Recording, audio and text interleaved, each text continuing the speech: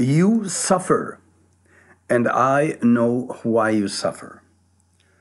I don't care how rich you are, how poor you are, how happy you may be right now, or how unhappy.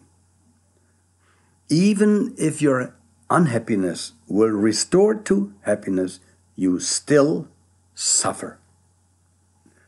This goes deep to the core, and I warn you, maybe you should better not listen to what I say, because it will change your life radically. You suffer, and I know why you suffer. I don't care if you just won $10 million in the lottery, you suffer. The reason for that is that you identify yourself with your personality. That is why you suffer. You will see. Now, this personality constitutes of 5 groups, so to speak. Corporal group, and then the basis for other groups: sensation, perception, mentation, cognition. And even through the activity of the organs, of your sense organs. That is suffering. And many of you may say, well, I enjoy life, why am I suffering?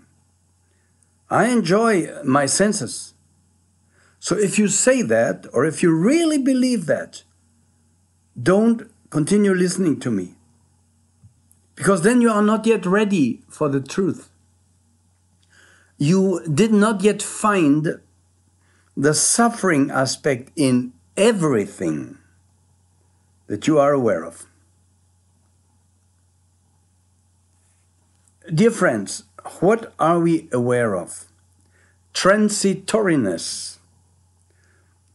And let's begin with the transitoriness of your own body.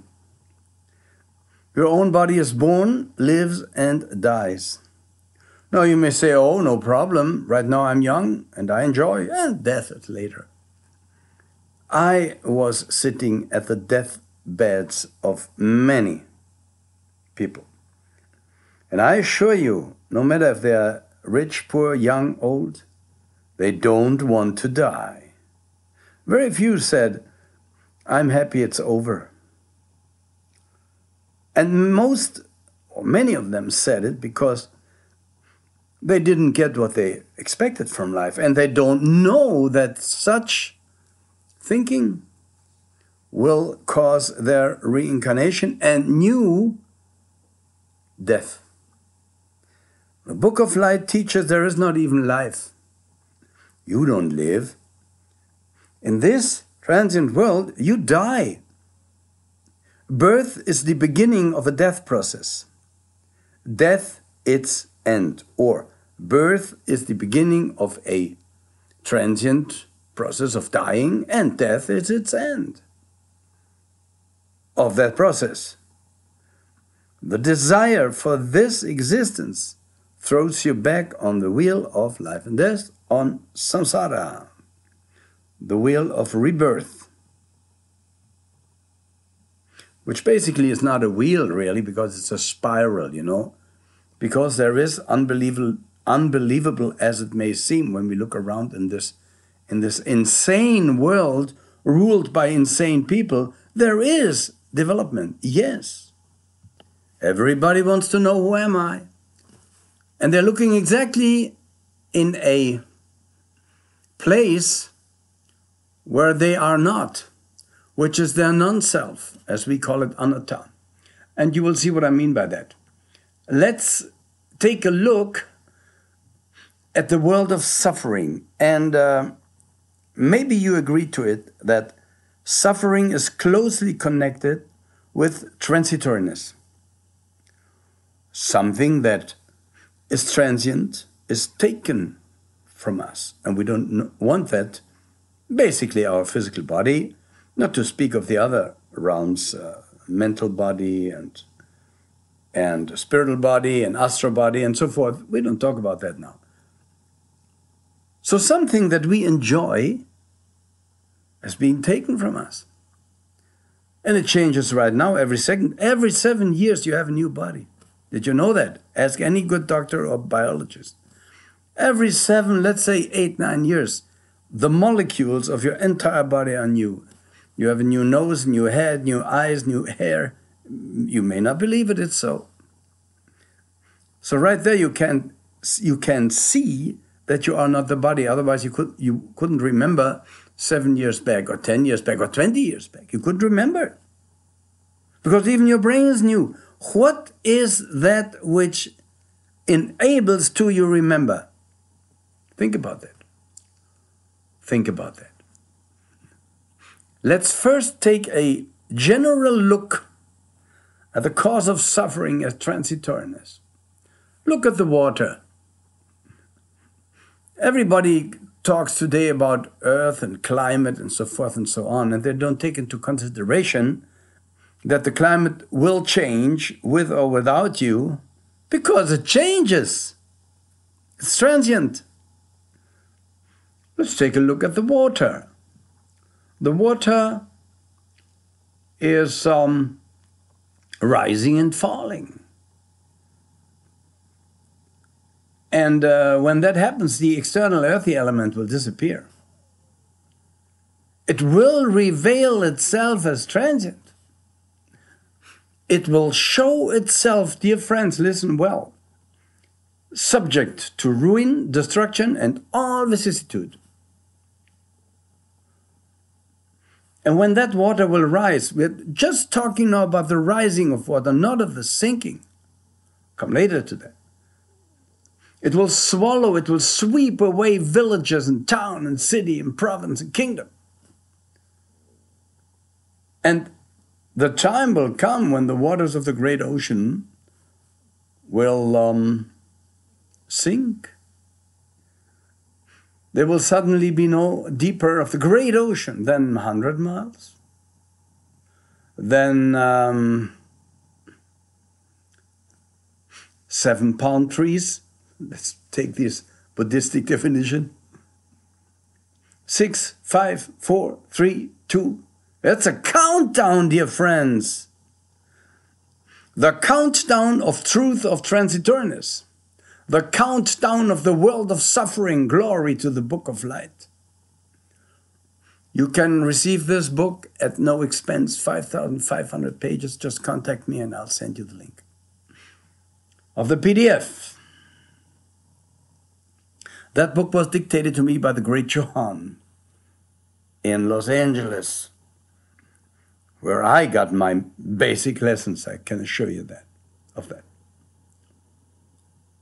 So a time will come when there's no more water on earth. Sure, everything is under the law of transitoriness. And a time will come when the water goes not even to your loins, to your knees, to your ankle, and to one joint of the finger. In this day, the great external watery element will unmistakably reveal itself as transient, as subject to ruin, destruction, vicissitude. Now what's with the fire? The fire is eternal, right? Eternal light.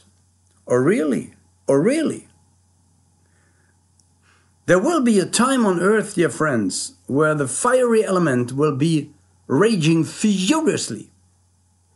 It will devour all forms, village, town, city, province, kingdoms, everything. And it will spread over meadows and pastures, jungle, plain, pleasure grove, whatever. And when there is nothing anymore to devour, then it will cease. Excuse my horrible English, but I try to do what I can. So this fire will only end when there is naught to devour. And then man will try to maybe, preserve fire with a fan or something. In those days, the great external fiery element will unmistakably reveal itself as transient, will show itself subject to ruin, destruction, and all vicissitude. Dear friends, I mentioned the elements because you're made of them. Your anatta, your non-self, that to which you cling so desperately, is made of these elements whose transitoriness I just am proving to you.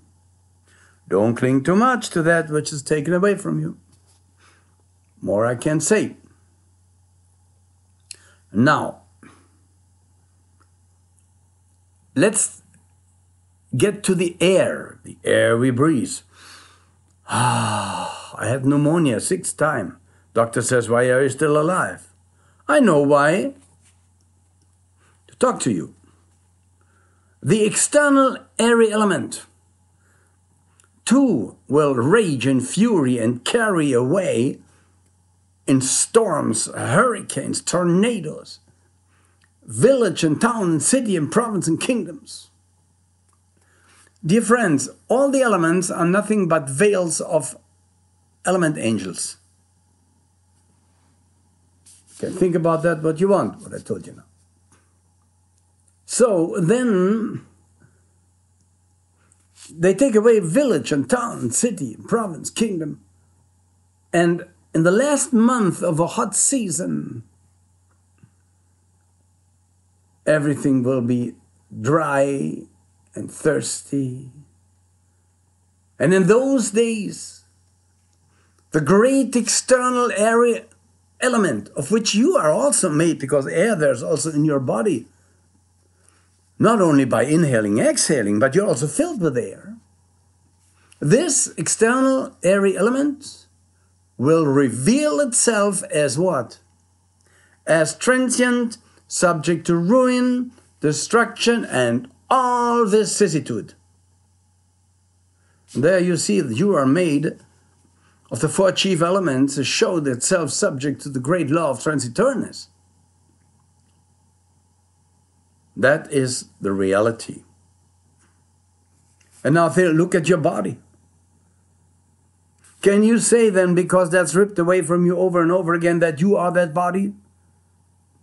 Can you say I, mine, or I am that? Verily not. Because your body is also subject to ruin, destruction, and all vicissitudes. I had the most beautiful and famous women in the world. And when I think at the time, 40 years ago, when they were 20 or 30, and I look at them today in the papers and so, I get a shock. I would not say that I love them less or whatever, you know. But I just mean, I see the horror of transitoriness. Therefore, I tell you, your body too is ruin, or subject to ruin, destruction, and vicissitude. Yes. This corporal form of yours is transient. And what underlies the arising of the corporal form, what conditions it? I mentioned to you now the elements. Ether will flow in more and more in our solar system, by the way, and the bodies will become more and more refined. And the future generations will be sexless sooner or later. Well, I went too deep into the Book of Light. Write to me and I send you 5,500 pages of the Book of Light at no expense. So, now, well, okay, the corporal form arises from that which is transient and therefore it's not permanent. But how about the sensations, which are so thrilling? We are attached so much to the sensations. Well, they are transient too, no? What underlies the arising of sensation? What conditions it? That too is transient. These sensations arise from that which is transient. How could they themselves be permanent? This is just wishful thinking. If you even think about something like that, to have an eternal sensation, not possible. But how about perception? What about perception? Oh, perception. Transient too. Because what underlies the arising of perception, what conditions it, is transient. And a perception arisen from that which is transient cannot be permanent. It's not possible, as much as you wish it. You may wish it as much as you want. It's not possible. But now we found something. Cogito ergo sum. Oh. He is our savior, Descartes. He said, I think, so I am, or therefore I am. Really? In soul breath meditation, and if you read this little booklet, Divine Message from the True God on Amazon, there's a little book, you will see that in soul breath meditation, the moment will come when you even don't think anymore. For many people, it's not thinkable not to think. They can even sleep without pills because thoughts block them, hinder them from sleeping. You know, that is a problem. So many of them may say, I am my thoughts. You may be right with all the rest of it. I am my thoughts. Are you really? Thoughts come and go. In meditation, you will experience that there will be a moment where you don't think, then you should lose your consciousness, you should die, or you should not be there. You still can remember that moment, so you are not your thoughts. Thoughts come and go. Activities of the mind are transient. And what underlies the arising of the activities of the mind, what conditions them, that too is transient, no doubt. How can the activities of the mind, which arise from something that is transient, how can they be permanent, dear friends? Let's still see, I lead you here to true immortality, by the way. And all you have to do is to use common sense. When you say all that I am aware of arising and passing away is not myself, then the true immortal you is saying that, the timeless eternal. And you can base that, and you can make a better foundation even with meditation and by studying the Book of Light. It explains to you the entire machinery, 311 trillion, 40 billion years, one Mahamanvantara of arising and passing away. So there is no Big Bang.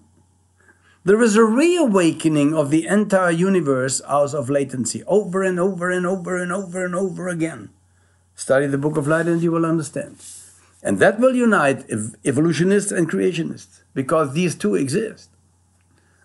Everything evolves. Then it is furnished by other powers, by karma, with vestures to be able to live in this world. And these vestures are taken away again. But the monad itself, the beings are not created. What do I say? There are three things. Uncreated, timeless, eternal. All beings, the source and root matter. We call it Mula Prakriti, the one element. I know I am aware of my greatest failure, sidetracking. Forgive me. Let's continue with transiency. But how about cognition? But cognition, that cannot be transient. Or, take a look at it. What underlies the arising of cognition, that too is transient. What conditions cognition is transient. How can something be permanent, like cognition, when it arises from that which is transient? From you, you are transient. From your physical body, I should say. You are the true immortal God who uses mortal body and is not aware of it. Jesus said, do ye not know that ye are gods? So, let's take a look at the body.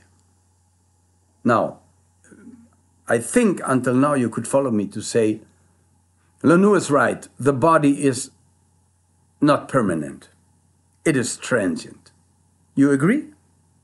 Or maybe there are some among you who live since 10 billion years. I don't know, maybe you're immortal, but I don't know of any of those people.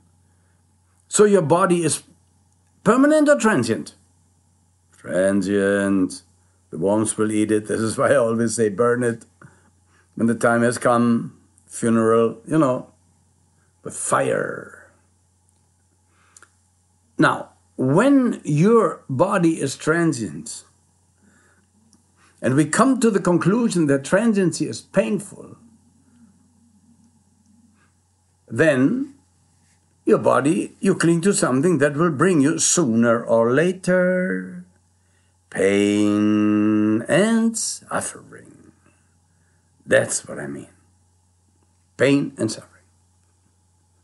Now what about, I was talking about sensation, perception, activities of the mind, cognition, you remember? Is it permanent or transient? Many of you may still think or argue, Lanoo is wrong. It's permanent, it's permanent, it's permanent. No, it's not. And what is transient? Is it painful or pleasant? Of course, painful. There may be a certain pleasantness while you enjoy your body when you're young, when you're healthy, when you're this, when you're that. First of all, you don't have to get 90 years or 100 years until you die. You can die now in this second. The Book of Light teaches every being has a certain amount of breath taking. See, this is why dogs, for instance, animals die earlier, because they have a faster rhythm of dying. Dogs, when you look at the dog, even when he's relaxing, when you meditate in soul breath meditation,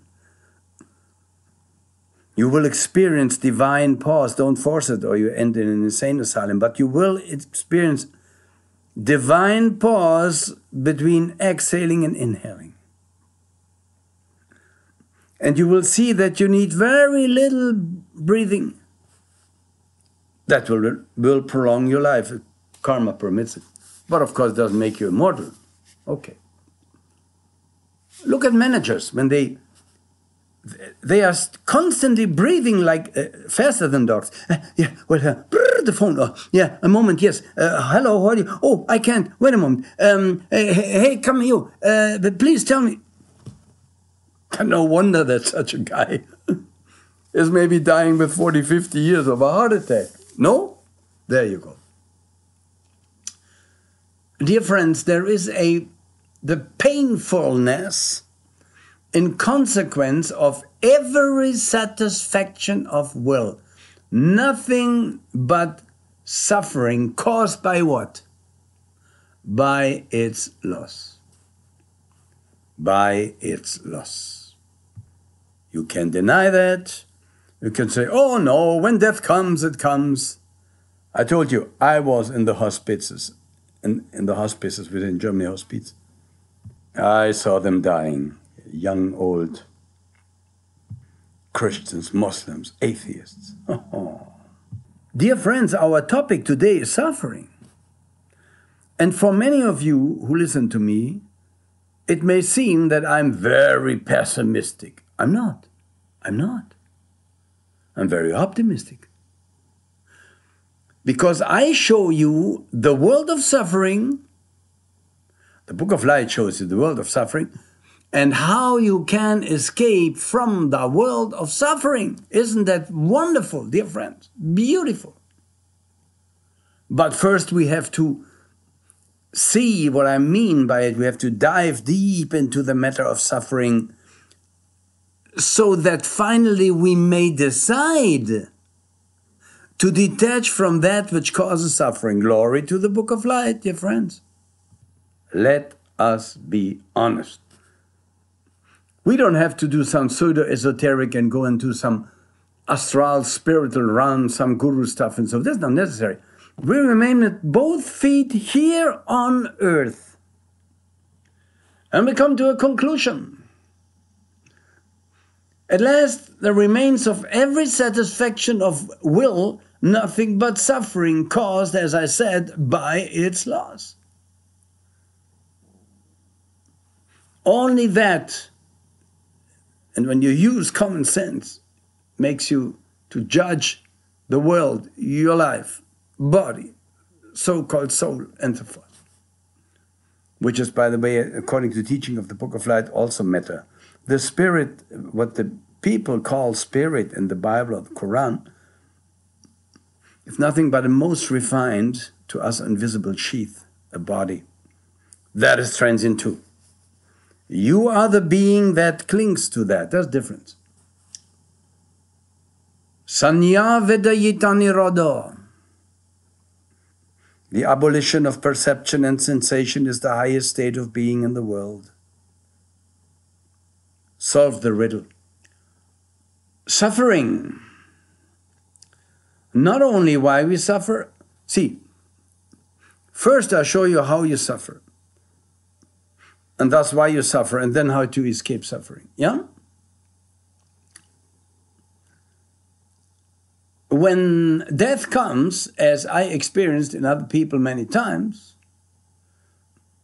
then to average people, more and more comes clear that whatever they identified themselves with, they are or were not. They were not. They are not. But thirst for that which is now ripped away from them causes their reincarnation. That is the reason of reincarnation and new karma. And they set new actions, they reflect on them, and that causes reaction, and thus people, or man, female, woman, beings experience or learn what to do or not to do. Because everything you do reflects on yourself. You do it to yourself. You do it to yourself. So. And so what is then yesterday with all its pleasures? When you lay there, your own body in the pangs with which you are wreathing, and the rest of the world is taken away from you, an ocean of suffering.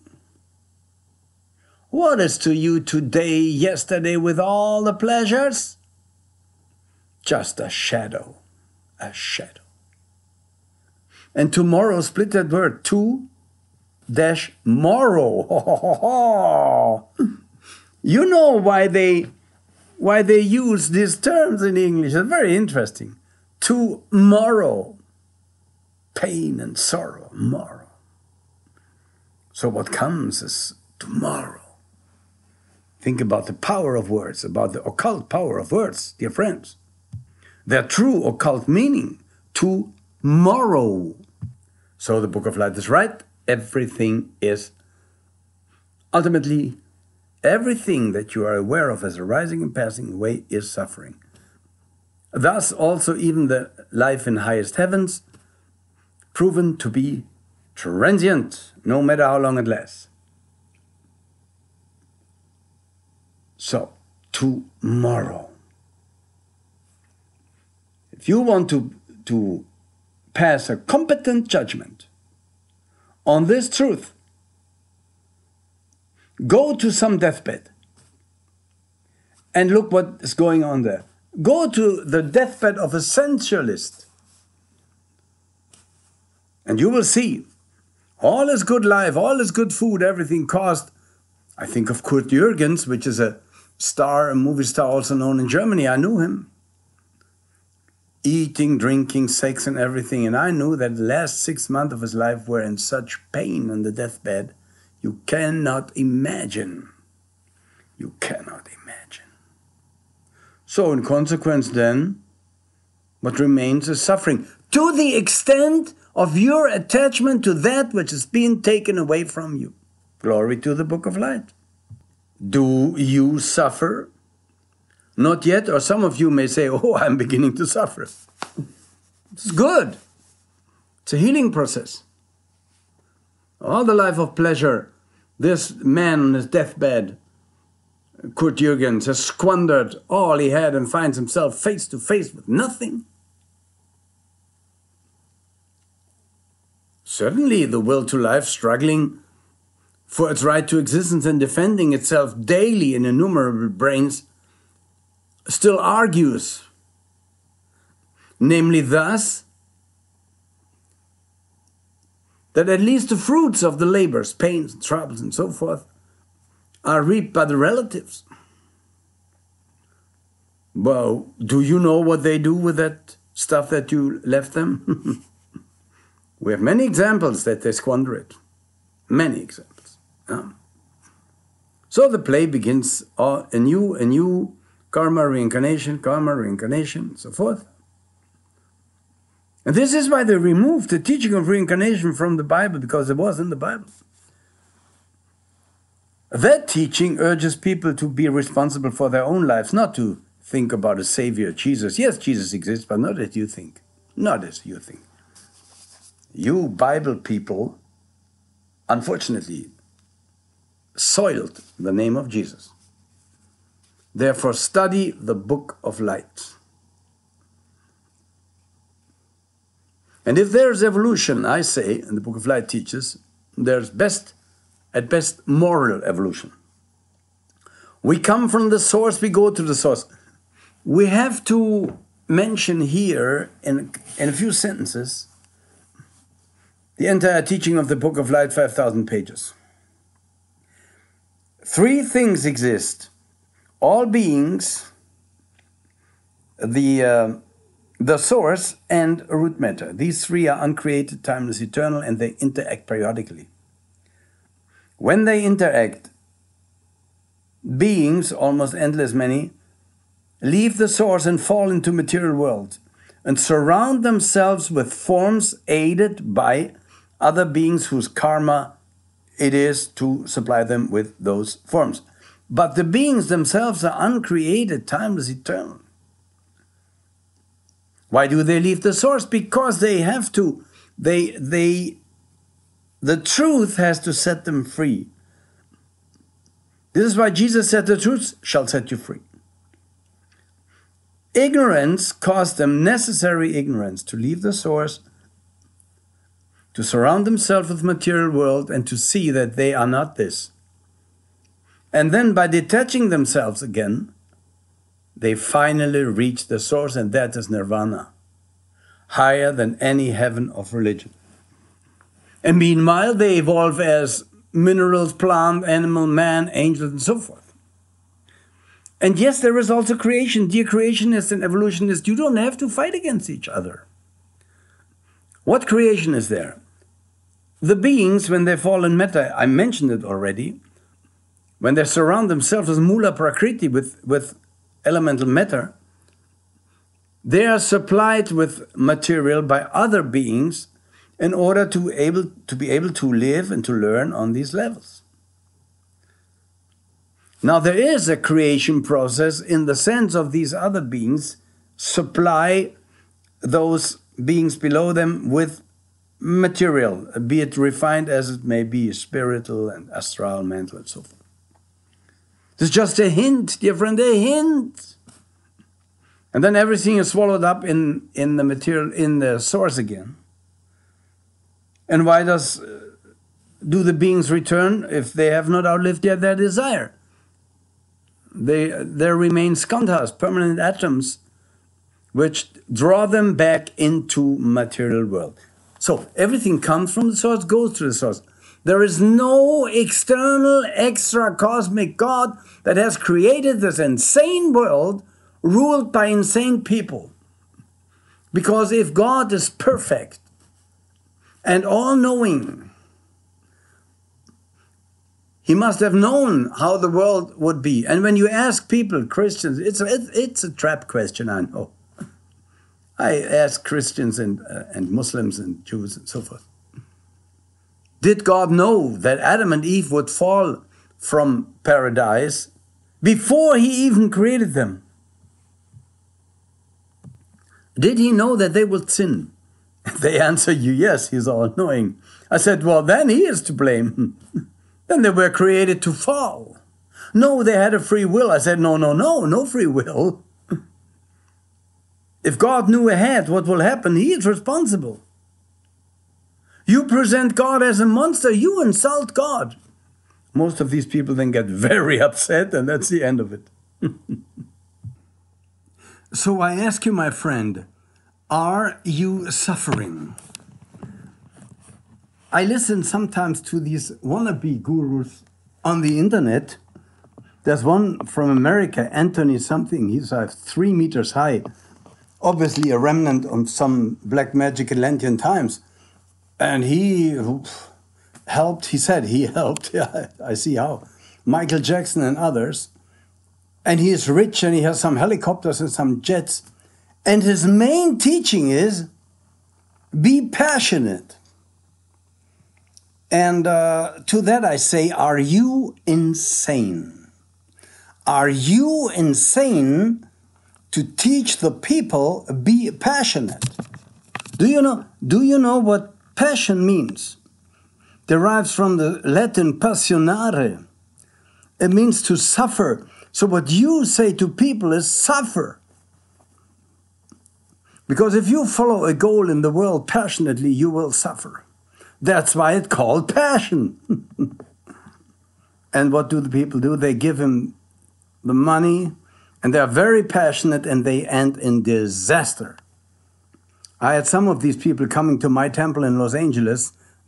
All money gone. They didn't even have something to eat. I said, be passionate. And they looked at me very sad. They said, please don't mention that word. Well, that's how you learn. They said, we followed the wrong guru. I said, no way. You followed the right guru. What do you mean? I said, he was perfectly the right guru. He taught you how in future you should not, which kind of guru you should not use. Be passionate. Yeah. That's how we learn, dear friends. That's how we learn. So then, are you suffering, or do you suffer? Do you suffer? When we look at life, how all beings struggle. Book of Light teaches even minerals struggle. Well, maybe that was a bit too far what I said, but it's true. They struggle for the right to exist. They defend themselves. They want to say, I want to live. And life can only exist on the expense of other life. This is the cruel in this Manvantara. You must eat other beings who don't want to be eaten. You think an apple wants to be... You think a nut wants to be eaten. Why do you think the shell is so strong? It wants to live. Everything that lives does not want to die. Even if you are a vegetarian, fruits, apples, vegetable salads, they don't want to die. They want to live. Not to speak of animals and so forth who have more developed nerve systems and suffer horribly. By the way, all animals derive from man. I just give you that hint without saying any more. So, this is teaching of the Book of Light. Dear friends, there is an impossibility of any lasting satisfaction of will. This impossibility prevails throughout entire world. And therefore, final domination of suffering. It's evident. It's obvious. It cannot be refuted, nor can it be ignored. The will of man is so strong that, according to his ignorance, of course, I say necessary ignorance, that it enables him to ignore fundamental truth of transiency, the entire world, as I now hinted to you already in explaining it. Yeah? So man something in him may understand what I say, but basically these people, and I don't blame them for it, they try to slur over it by empty sophisms because they don't want to see the truth. They want to babble over it in high-sounding phrases of reaching a final state of bliss. Well, and few of them are able to understand that upon youth follows age, upon health follows sickness, and upon life follows death. This is as clear as the skies in heaven. Although because of chemtrails they are more less and less clear. Okay. So, dear friends, we cannot, I cannot pound and pound and pound into you that this is as it is, if there isn't at least a little will to understand it. Yeah? Then I can only say, go, live your life and do what you want. Because I say then, you are incapable of seeing clear. And for an objective observer, it is difficult to come to any other judgment in regard to life, if he is objective, than that which I said now to you. Then you will understand the truth of the words. Impermanent are all the compounds of existence. Painful are all the compounds of existence. Maybe I'm a little bit too loud. Sometimes, oh my God, I say now a word. I'm very passionate about saying this. I think I should calm down a little. Listen, my microphone just is broke. And tomorrow I get a new one, but I want to use, because my life power is not very strong right now, I want to use every second and minute and hour to tell you these things. I hope you understand me correctly. And with the help of our wonderful Nilakanta, she will enable us that you can understand me in spite of no mic, but the mic of the computer. Now, some of you may argue, and I understand that especially in light of this view, what I said, they may agree. But they may say, or they may withdraw to the standpoint that therefore, because I said that, only the present time is real. So that it is the highest wisdom and knowledge to enjoy this present and to make this present the purpose of life, indifferent to any later thing that happens. You could also console yourself, that's what these people do, about the sorrowful end with the thought that this end too will come to an end and therefore can be overcome. But this is a self-deceit, dear friends. This is the worst self-deceit of all. Because this present existence is not your entire life.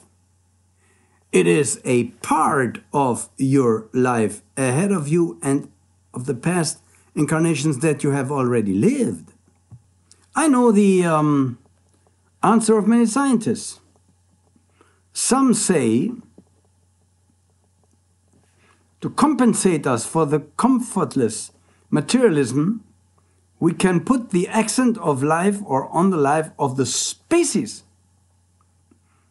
Nature then is pointed on nature, not to care for the individual, but for the species alone. And so when we make continual progress, mankind can approach a state that may be thought to develop at last into a golden age. So some of them teach that, and I understand that. But, dear friends, on Earth there will be a time very soon, by the way, all 25,000 years approximately, by the decline of the isothermal line from the poles toward the equator. You know, the Earth will tilt its axis and will become uninhabitable for most beings. And then we teach in about 2 billion years from now, billion years from now, the earth will dissolve and fall into the sun. And fall into the sun.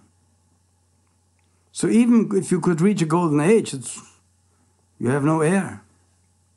H-E-I-R, I mean. So therefore, all things must come to an end. And the problem is that they rise again. And again, they are born, they live and die. They're born and live and die. Entire solar systems, oh yes, no problem. The Book of Light describes it in detail. In detail. But I tell you, impermanent are all the compounds of existence. Painful are all the compounds of existence. This is what I tell you. Where is the end of pain? By detaching your desire from these transient compounds of existence. That you do through the teaching and in daily meditation. Don't forget the rounds of rebirth, samsara. Everything falls always from timelessness into time. So your true state of being is timelessness without duration. Something that has a beginning must have an end. There is no eternal duration. It is also explained in the Book of Light. If you translate the Bible correctly, it doesn't say, in the beginning God created. It says, out of the ever to be unknown, emanate the powers anew. But this will be, we'll talk about another time, about these Kabbalistic occult meaning of Hebrew language and of Masoretic points. After death, Book of Light teaches, bad people go to astral planes without the physical body, they suffer. Good people go in their astral body too, which has high vibration, into highest heaven realms, both transient. Both transient.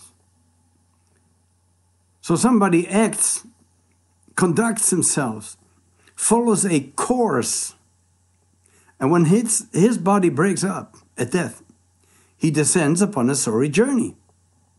He will come to the hell world.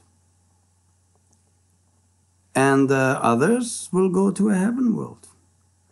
As man sows, he shall reap life after life. This teaching was in the Bible and later removed. Because the church wanted to say, you need us. Plus they want to say, you want eternal life, it's in heaven. None of it is true. None of it is true. So how a person acts, conducts himself, follows a course, in that realm after death he is waking up and then outliving a karma there. Now I give you just a hint. Some evil satanic person are leading our world right now. They're so happy and this and this and that. Yeah. But the more they come to death or to near the end of their life, the more afraid they are, and I know why. When you are in astral realms after death and you are an evil person, your body is ripped apart over and over again by those whom you tortured, and it grows together again. You know what that is? This is like some doctor drills on your tooth without giving you sedation, on the nerve, for hours and days. And yet such a pain is not to be compared to the power of a pain in hell. You better turn around, study the Book of Light, let go of all your evil behavior. Well, see, dear friends, the Book of Light is the book of consequences. And I wish, I said that in one of my lectures, that many evil people would read the Book of Light to then abstain from their evil deeds, because they will know what awaits them. And there's always time to turn around. See, Angulimala was a man, a murderer, a mass murderer. He has killed villages, including the people, the animals, kings, slaves. He killed thousands of people. He came to the Buddha and said, Buddha, can you save me? And the Buddha said, of course. Sit down, close your eyes and observe. And this man reached in this life nirvana. He became holy and he was not anymore subject to his karma, to his evil karma. Why? Because you see, now you understand why in India, when they sentenced somebody to death, they said either to death or you leave us, you go into the forest, you must detach from the world, and if you don't do it, we look at that, we kill you. It's not very understandable for most people here. But one day this Angulimala, who has killed so many, came back from his begging tour. He was a monk. He was covered with blood. His skull was almost open. Some bones were broken. And he looked at the Buddha, and the Buddha said, suffer, saint! Suffer, because what you can outlive the karma in this life will not bother you anymore. You go to nirvana. Glory, glory, glory, glory to the Book of Light, dear friends. So I say to those Satanists in the Vatican and to the politicians who sacrifice babies and children and what we hear for horrible things, read the Book of Light, turn around, become a saint. But those people, most people don't listen. They prefer to suffer, to continue suffering. Okay. Now every being wanders eternally in that manner and matter, to and fro, within the spiral of rebirth, samsara, through the 5 realms, reborn by incessant change of the 5 groups constituting personality. Always over and over and over again, dear friends. Oh my God. And we will talk about that cycle also of reincarnation by becoming mineral, plant, animal, man another time. Now I want to just a bit focus on the suffering aspect. Yeah? On the suffering aspect. During a long time, you, dear friends, have experienced suffering. And this planet is nothing but a graveyard, a cosmic graveyard filled with the skeletons of corpses. Of corpses. That is the truth. How many times more you want to experience the death of the mother, the father, the son, the daughter, the brother, the sister? How much more and longer you want to be oppressed by sickness, by the death of the mother, the father, the death of the son, the daughter, the brother, the sister, the loss of wealth, the pain of sickness, when you were united to the disliked, separated from the liked, running from birth to death, from death to birth. Do you know how much tears, how many tears you have shed on this long way? I tell you, more than water is contained within the 4 oceans. I'll tell you something else. More, or what do you think is more? The blood that you have shed on these long ways running from new birth, death, or so forth, just by flowing from your decapitation. Or the water of the 4 great oceans? Of course, the water of the 4 great oceans.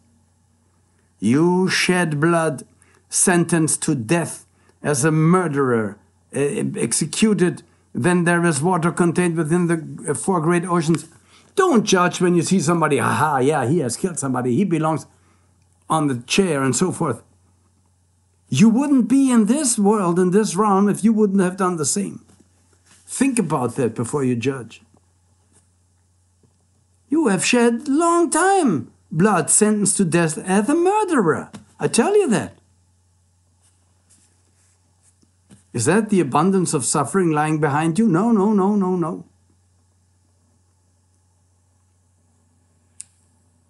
And let's take the reincarnations as animals. How many times as cows and calves have you shed more blood by being decapitated, and there's water contained within the 4 great oceans? As buffalo calves shed more blood. Sheep, lambs. Do you know that the Book of Light teaches that all animals derived from man? I will have a separate lecture on that. When you eat animal, you eat your, could say you eat your own children. Okay. Now, as swine and pigs and deers and stags, you've shed more blood being decapitated.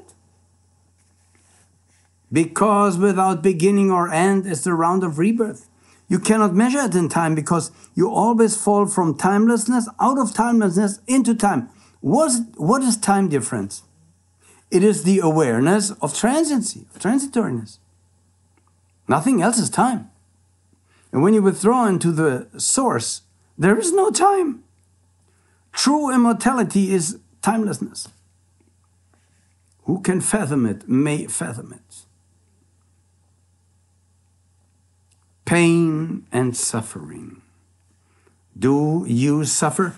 Oh, I'm happy. I have a wife, a family, we have a young baby, everything is fine. If somebody comes now and decapitates your baby, would you be unhappy? Excuse me when I'm so extreme. Or if your wife crosses the street with the baby and the car comes and kills both of them.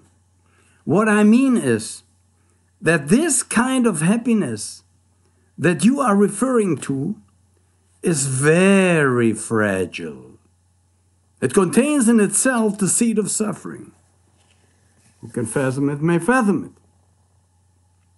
it. Is there a existence that is not threatened by suffering, or that does not have the potential of suffering? Yes, nirvana.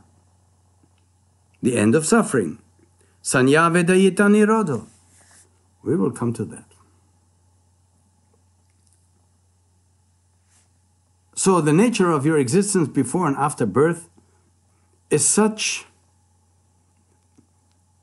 that you are constantly confronted with transiency. This is the point. And we would have to go deeper into that because right now, there may be already some of you who began this lecture, listening to the lecture, and answering to my question when I asked you, do you suffer? By saying, oh no, not me. Maybe right now they rethink their statements and listen more carefully. To the rest of you who are very, very, very upset maybe, don't continue listening to it. That's not for you. It is not for you. But it will be for you. Sooner or later. I assure you. The Book of Light teaches. After death, there is existence.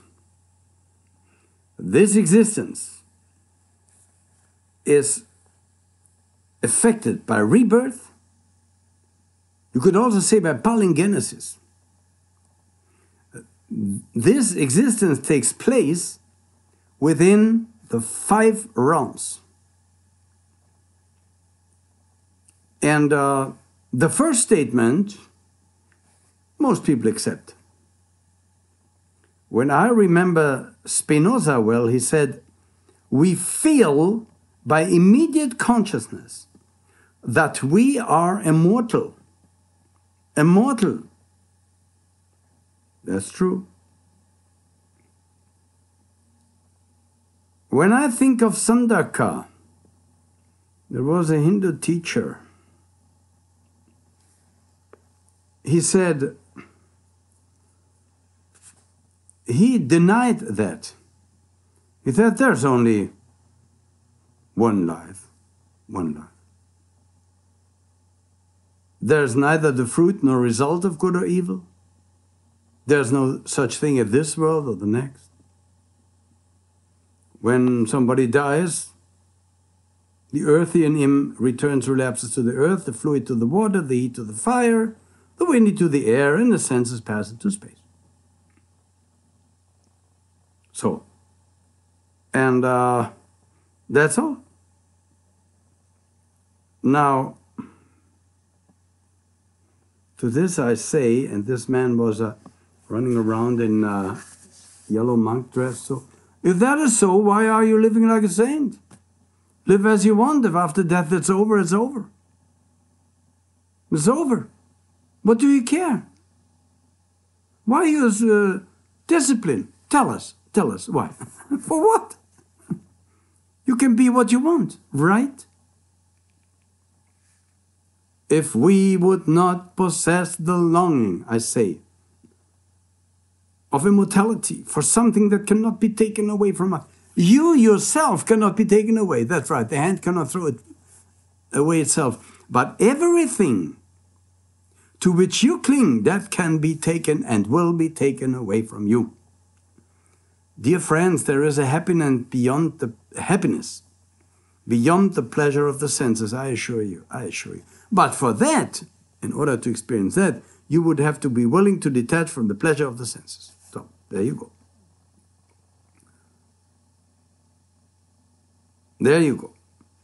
If you are ready to do that, if you're strong enough, good.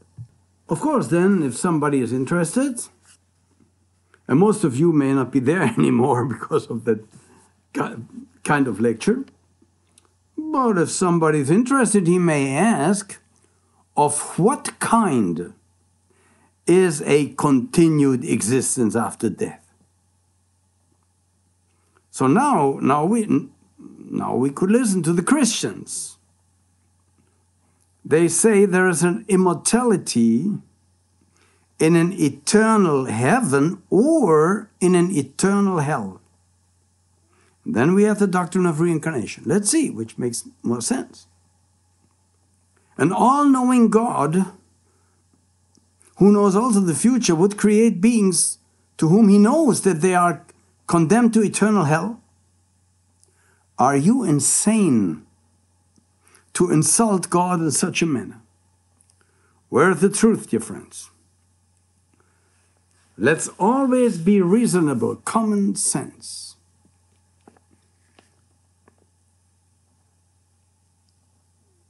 Do some of these teach personal continuance and some teach personal duration? None of it is really true because the monad derives from the source.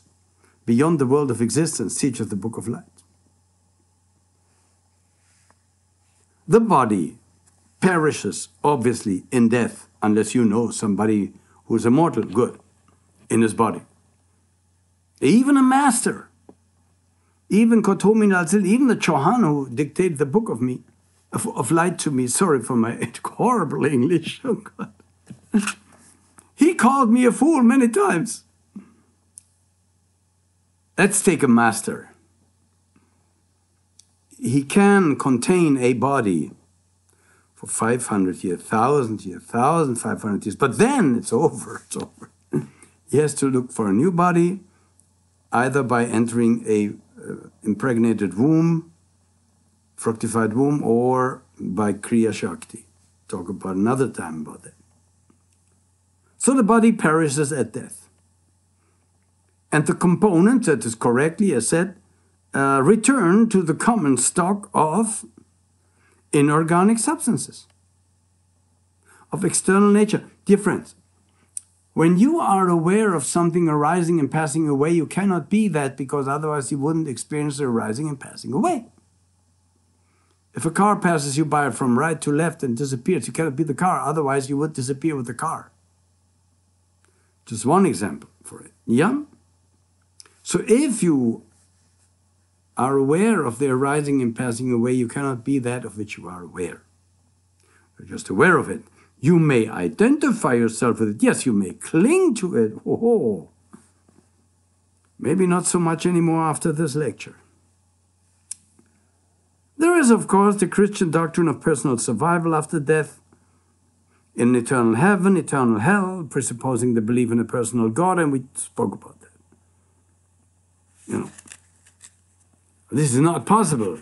An all-knowing God cannot intentionally create this insane world ruled by insane people. It's not possible. Not possible. Knowing how it would turn out to be. No. So therefore remains for us, from the Book of Light, reincarnation. That is the only possible form of existence after death. Call it also palingenesis. Now, then we can say, what happens? The being itself sheds off the forms over and over again, and driven by desire or trishna attains new forms. To be continued. So you are what you wanted to be. Some may object, I didn't want to be in this surrounding or in this horrible situation, etc., etc. You may not have wanted it, but you caused it by your actions. And this is how you learn to act correctly so that you don't cause such things. This is the school of karma and reincarnation. Oh my God, dear friends, this, you see, when I ask, are you suffering? I want to lead you to a new form of happiness beyond the pleasure of the senses. In order to get that, you would have to give up the pleasure of the senses or to modify it. See, if somebody says, okay, I give something up, but what do I get for it? Otherwise, it makes no sense to give something up, right? Must all make sense. When you detach from the pleasure of the senses, you will experience the pleasure beyond the pleasure of the senses. The pleasure beyond sense pleasure. So, good. And therefore, for us, karma and reincarnation makes more sense. It's explained in the Book of Light in thousands of pages, and also in a little book called Divine Message from the True God Nirvana. It's a little book. You get it on Amazon, everywhere. By Divine Message from the True God Nirvana, I don't mean a creator God. Such God does not exist. I mean the highest principle. And so we teach in the Book of Light the continuance after death. That stands in no contradiction to any other fact of the course of nature. That makes sense. Of course, we can talk as long as the day lasts. Where's the evidence? First, you have to study the teaching. Secondly, you can test it in meditation. You will get in contact with the highest heavens and below and beyond, if you follow the teaching. And there you have empirical truth evident.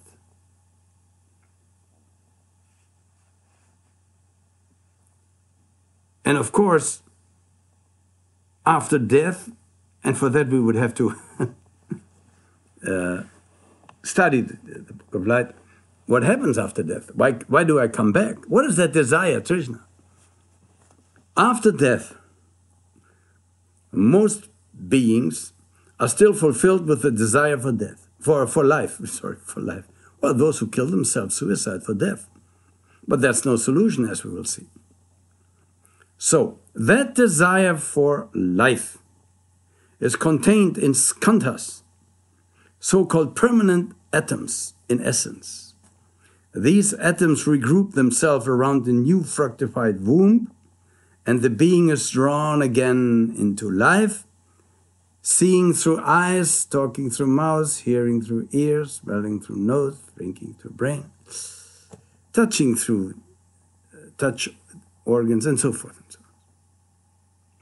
You can escape such a dreadful existence over and over and over again, being born, live, and die, or, which teaches the Book of Light, over and over dying. There is no life.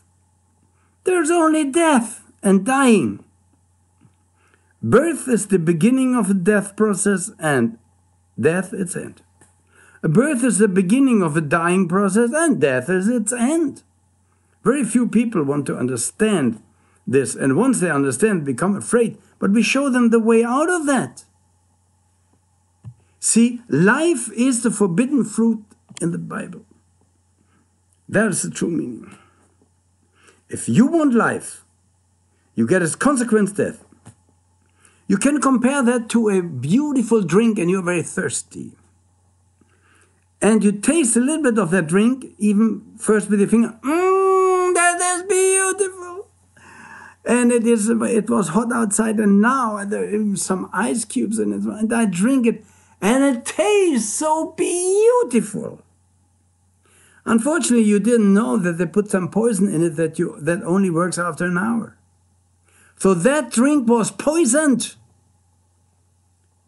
And after an hour, you lay on earth and you say, oh, it hurts, and under pain you die. This is life. Life is a poisoned food. It's the forbidden fruit in the Bible. And if you read the Book of Light, you will understand the true meaning of the Bible and of the Quran. Dear Muslims, did you know that the Quran teaches reincarnation? No, you didn't. But it's true. It's true. Glory to the Book of Light. Do you suffer? And I don't want to provoke you with that question. I want to, maybe it's possible for me to, so that you answer honestly. And you ask yourself, do I suffer? Could it be that I suffer? Could it be that he is right, or that I should answer the question with yes? Because I will not let you hang in there suffering. That's nonsense, you know. But I'll show you the way out of suffering. Now, every person that is newborn, every baby and so forth, is not the result of its parents. Now, we have to go deeper into that. The child is not the product of its parents. The child is the product of his own action from past life. And the parents supply the possibility to outlive the karma and learn by that. I don't know if I told you already the story when I was in LA. And people came to me, parents with a handicapped child. But the child was mentally handicapped, but he could think and speak and talk, but just handicapped, you know. And his greatest handicap was 13 years old, to accuse his parents of his existence. And the parents came to me and said, our boy here says he is mentally handicapped and also physically somehow. Because of us. It's our fault. And we agree. It must be like that. It must be our fault, no? We gave birth to him. And I took the boy. I said, come here, boy. I said, you should kneel down in front of your parents and kiss their feet. And thank them for the possibility, the opportunity they gave you to outlive your karma and learn through that. Do you understand me? He said, no. I said, that's clear. That's why we'll talk about it. Then I spent the next hour talking with them about karma and reincarnation. And that whatever you do returns to you. And that he had to be born through these parents because the vibrations of his activities in past life, mental, emotional, and so forth, were, how could you say, the same vibration than the one of the parents. And so he had to be born through them, and you cannot be, I give an example. You cannot be a murderer and a porn star in one life and then born a holy saint in another one. It's not possible. Although there are possibilities that not everybody is always evil. Some people have maybe 20 years of good life and they do good things, and then they are tempted by something and then they become monsters. So the first half of the life must be outlived in some heavenly realms, but the second in some hell realms. See, this is pure mathematics. I gave them the Book of Light and I said, read this. And I said to him, worship your parents. Say thank you to them every day. and prevent a new incarnation like this. They were happy, they were crying and this, and that's emotional, of course. They came into the temple and they listened to the lectures and they understood. And they did not suffer any longer. You want to escape suffering? Then try to overcome at once or step by step your passions and your desires. Most people are slaves, are addicted either to sex, to food, this, that, and drugs. And first, it's quite enjoyable.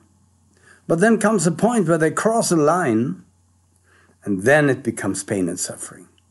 And then to return to a state, what they call normality, when you are already so deep sunken in the passion and desire, it's not easy. It's not easy. They call it rehab. And some of these people kill themselves and think, ah, it's over now. That's what you think. The skandhas, or permanent atoms, may regroup around a person that has the same vibration. Example, there are babies known or born heroin addicted. Babies already heroin addicted. Why? Their mothers take heroin. Now, could the baby already come later and say, it's my mother's fault? No, it's not. No, it's not. It's the result of your actions in past life that you are born through such a mother. And again, you should worship her. How can you do that, dear friends? How can you understand 1 inch of suffering in the world without the teaching of the Book of Light, I ask you? So you suffer. Admit it. Don't lie to yourself. Come. Are there amongst you some who had everything in life like me? Women, money, fame, fortune, everything. And still, I'm #1 in Germany in the discotheque charts. And in Austria, I'm 73. You think I'm happy because of that? No. I'm not stupid. And when you suffer, I will end your suffering if you listen to me. If you listen to me, then I will end your suffering. And then you will understand that you alone, guided by the Book of Light, that you will find here at no expense 5,500 pages of truth, uniting or union of all religions in the world, dictated to me by the Maha Chohan. Then you will be ready to let go of that of which you thought it would make you happy. And I mean, let go of eye, ear, nose, mouth, of seeing, hearing, tasting, touching, smelling, of spirit, even of spirit. Listen, I'm not here to entertain you with some stuff. This is radical. This is more radical than any radical thing you have ever heard. Justice without violence. That's all. So most of you will not be ready for what I'm saying. See, this is why my lectures are very long. So I hope that most people who are not ready for it just switch and say, come on, let him talk. That's right, what I want. This is not for everybody. And this is much too early, but the Chohan told me, so I do it. I do it. Oh my God, it's about suffering. And most people enjoy something and don't even know that they enjoy suffering. Because they don't know the basic truth of that which makes them happy. That is the point. That is the error. That is the misunderstanding. They think it makes them happy like a tasty drink in a hot day, on a hot day. Oh, it tastes wonderful. After an hour, he collapses and dies. Why? Because it was poisoned, the drink. Life is a poisoned drink, dear friends. Life is a poisoned drink. And this is why there is no life. There's only death. There's only dying. Birth is the beginning of the death process. Death is its end. So, you are not here by any law of evolution, born onward, upward, to, and here and there. No, no, no, no. You're here because of your ignorance. Ignorance, not, I don't mean that insulting or insulted, but ignorance about the suffering aspect of life and how to detach from it. Jakob Böhme once said, if all the mountains were books, and all the lakes ink, and all the trees pens, still they would not suffice to depict all the misery. To depict all the misery. All men of sanctity who have a glimpse into the abysses, all wise men, they see that life is suffering. Whenever or whatever you are attached to in life is the cause of suffering. Believe me, I don't care what it is. I don't care if it is hate or love. The truth is even beyond hate or love. Because love and hate are just two sides of a coin. Think about that. Think about that. There are two states of attachment that bring you back either in one position or the other, which is always, and be it in the highest heavens of religion, transient.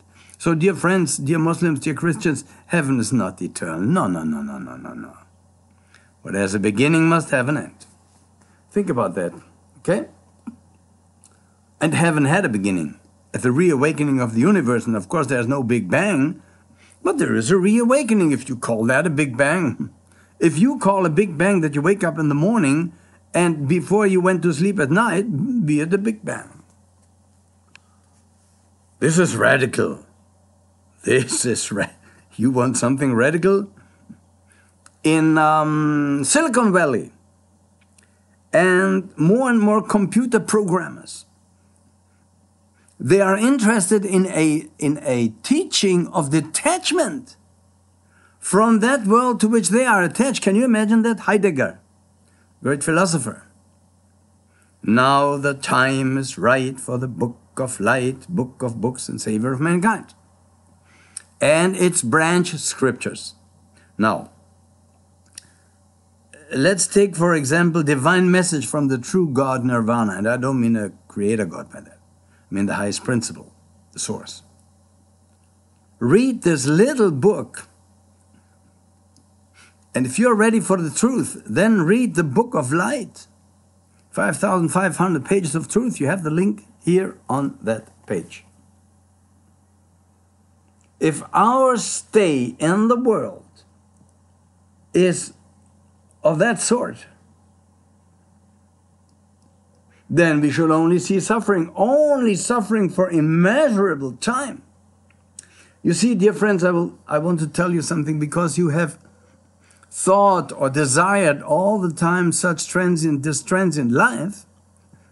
It is difficult for most of you to rethink, to change your thinking. Because you have been programmed for about 150 billion years in one direction, into material world. Book of Light shows you how to return to material world if you want that, if you want to suffer again, be it on the highest level, or not to return. To remain where you came from, which is where you belong. The whole world, I remember the words of the Chohan, the whole world is devoured by flames.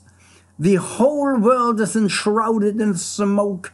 The whole world is on fire. The whole world is trembling. And this is why you suffer. You suffer because you are attached to your personality. You identify yourself with body, emotion, mind, soul, and spirit. That's the case of suffering. Where, if somebody is detached from all of that, except from the spirit, where does he suffer then? Where does somebody suffer, I ask you now, who has detached from everything except the spirit? Well, he suffers in heaven world. Why? Heaven is beautiful. Oh, yes, it is. Compared to a physical orgasm, a heaven world, how can I say that correctly? A physical orgasm is nothing compared to the happiness and the bliss of the heaven world. That's where the Brahman and the Krishna people like to remain there. But this heavenly world has one little problem. It is impermanent. It is transient. This is the radical teaching, dear Muslims, dear Christians. Your heavens are not eternal. And if you read the Book of Light, it will explain to you Quran and Bible, and it will explain to you the correct translations and interpretations, and you will see that the Bible and the Quran have the heavens will be rolled up like a scroll and will be drawn. Where? Into where they came from. And that's where the truth is. In order to become the truth, you will have to detach from everything that you are not. What are you not? Everything that you are aware of rising and passing away. I mean, how much shorter and more correct and to the point you want it.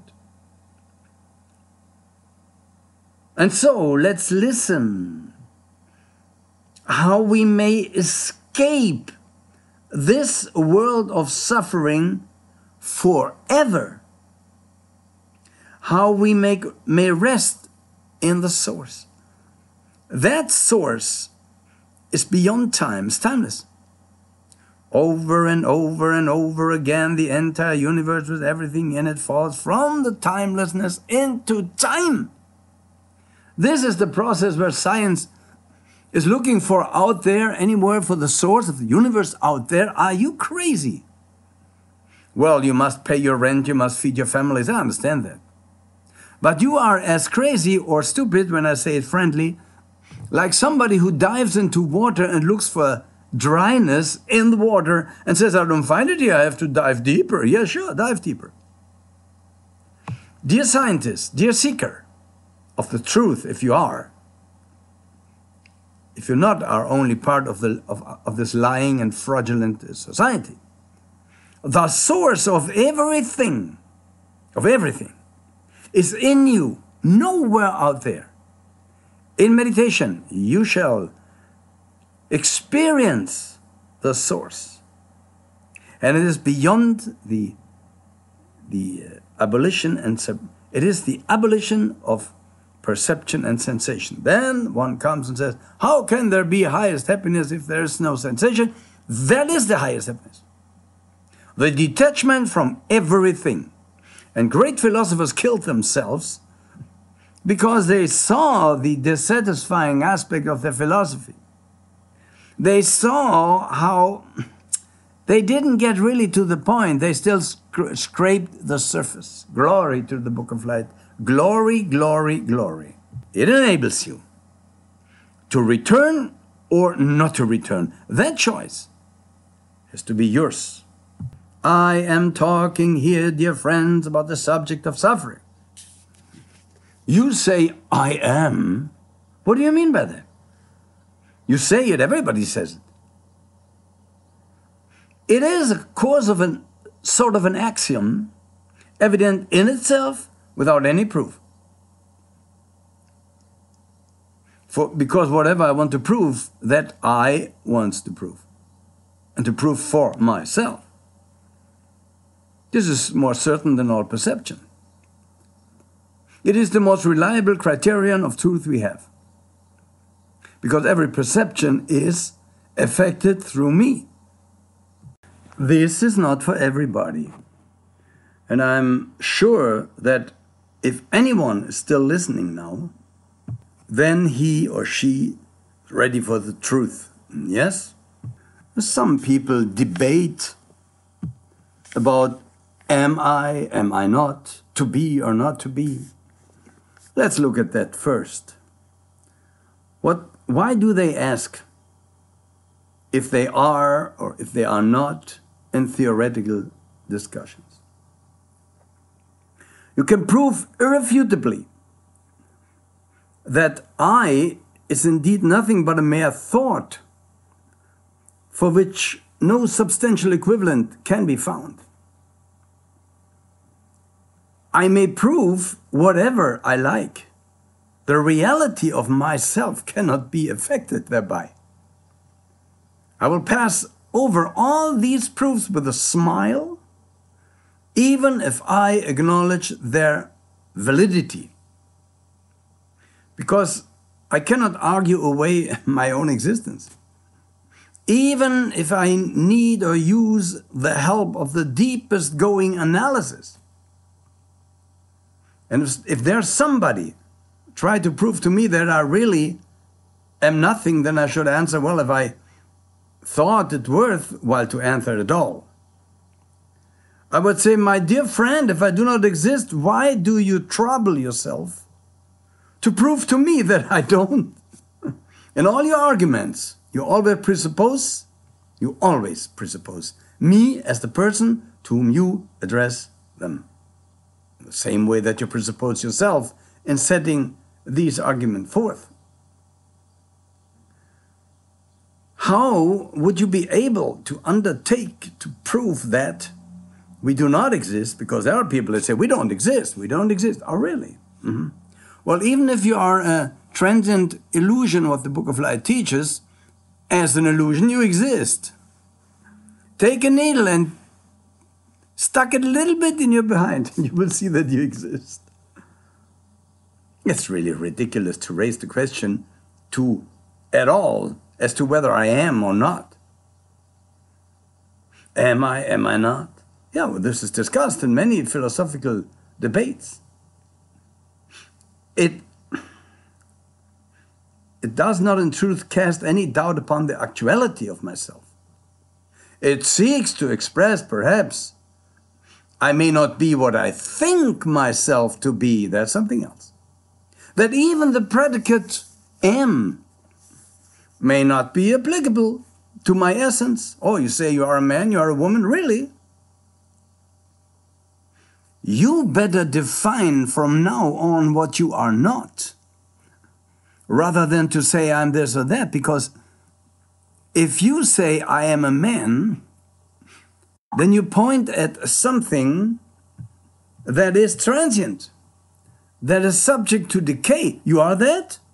Then you are lost in the illusion and you will die with it, and you will suffer and you will reincarnate driven by lust for a new existence.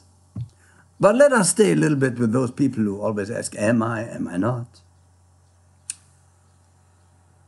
I may not be what I think myself to be. Then I'm not what up to now I thought myself to be. Okay. Perhaps I'm something that neither you nor anybody else is able to find out. But in spite of all, I am. Well, in that case, I'm something inscrutable. When you detach from everything that you are not in meditation, you will find the truth. This is what Jesus meant when he said, the truth shall set you free. He meant nirvana. He said, you have something where you can lay your head down here on earth. I have nothing where I can lay my head down, he said. That leads us to the question of the first cause. Such a first cause does not exist. There is no extra-cosmic creator, and I'm no atheist. So in order that you can continue and that I can help to prevent your further suffering, let us take a good look at, if you ask the right question, then you will find the truth. What is the right question? The right question is not who am I. The right question is who am I essentially not. That which I am aware of as arising and passing away, I can not essentially be, otherwise I would not experience the change. To the extent that you identify yourself with that which is arising and passing away, you suffer. And this is why I will help you here to end your suffering. You cannot find yourself by cognition, by being aware of something, because everything that you are aware of as arising and passing away, you are not. All you can do is to detach from that in meditation and by the teaching. And then you will return to the source whence you once left. Three things are there: the source, all beings, and root matter, mula prakriti. They are timeless, eternal. They interact periodically. The monads, we call them monads, the beings, dare to fall into material world, into mula prakriti. And thus they cause the forms, the different forms, mineral, plant, animal, man, angels, gods. Yes, there are gods. There's even the highest first appearing, we call it a supermonad, that dives into material world and parts it into levels so that the beings that come now, enter now in material world, can continue their journey of karma and reincarnation. You have two choices: to avoid a return, or to come back as, how should I say it, painless as possible. There will still be a little pain because you will experience birth, old age, and death, but maybe in a right, detached way from now on. Dear scientists, don't ask what is the world, because what did you get as a result of your foolish search? You poison this planet, you enslave yourself first to satanic forces in order to enslave others. You poison the atmosphere with your rockets and all this nonsense that you create, with food that we don't need, with vaccinations, with a money system that is interest loaded, invented by the Soros and other Satanists, Bilderbergers and so forth. Book of Light teaches about that. In the Book of Light you find also the protocols. Yes, yes. So, dear friends, dear scientists, don't ask what is the world, ask what am I? Or rather ask what am I not? And if you want to find the origin of the world, it's nowhere out there. It's right in you. And you don't dare to meditate. You don't dare to deal with this Book of Light, because it would mean you would have to rewrite most of your books in schools and universities. Glory to the Book of Light, dear friends. Everybody is looking for the primal source. Everybody wants to know, where do I come from? Why am I here? Thirst for life brought you here, so that you understand you don't belong here. Because whatever you want to achieve, and whatever you achieve, is basically worthless, because it is transient and it will be taken away from you again. When we read the Shvetashvatara Upanishad, we read, through what do we exist? And upon what are we founded? Governed by whom? Ye wise ones, do we move? Within the changing states of pain and pleasure. Can time, nature, necessity, or chance, primordial matter, mind, or a combination of these be thought of as the primal cause? Never. For the self there exists. And you see, my friends, when you look for the self, that's the wrong way. By cognition, you are only aware of whatever the self is not, when it is arising and passing away. So, if you want to find truth, you would have to detach step by step, not by suicide, in meditation through the teaching, from everything that you are aware of as transient. You do that by being aware of it, and by just looking at it. And when you close your eyes in meditation and you are undisturbed, maybe half an hour, you don't see, hear, feel, taste, touch, and even think. You do not think. It's not possible. Most of the people say it's not possible. I may not be all the other things, but my thoughts, oh, I am my thoughts. And most people will tell you, I can't even sleep sometimes because the thoughts are still working, the brain is still working, so I am the thoughts. Really. You will discover in meditation that you detach from thinking and you're still there. If you would be your thoughts, you would lose consciousness, you would be dead or whatever, unconscious. And then find your consciousness only again when you think, but it's not so. Cogito ergo sum, says Descartes, great philosopher.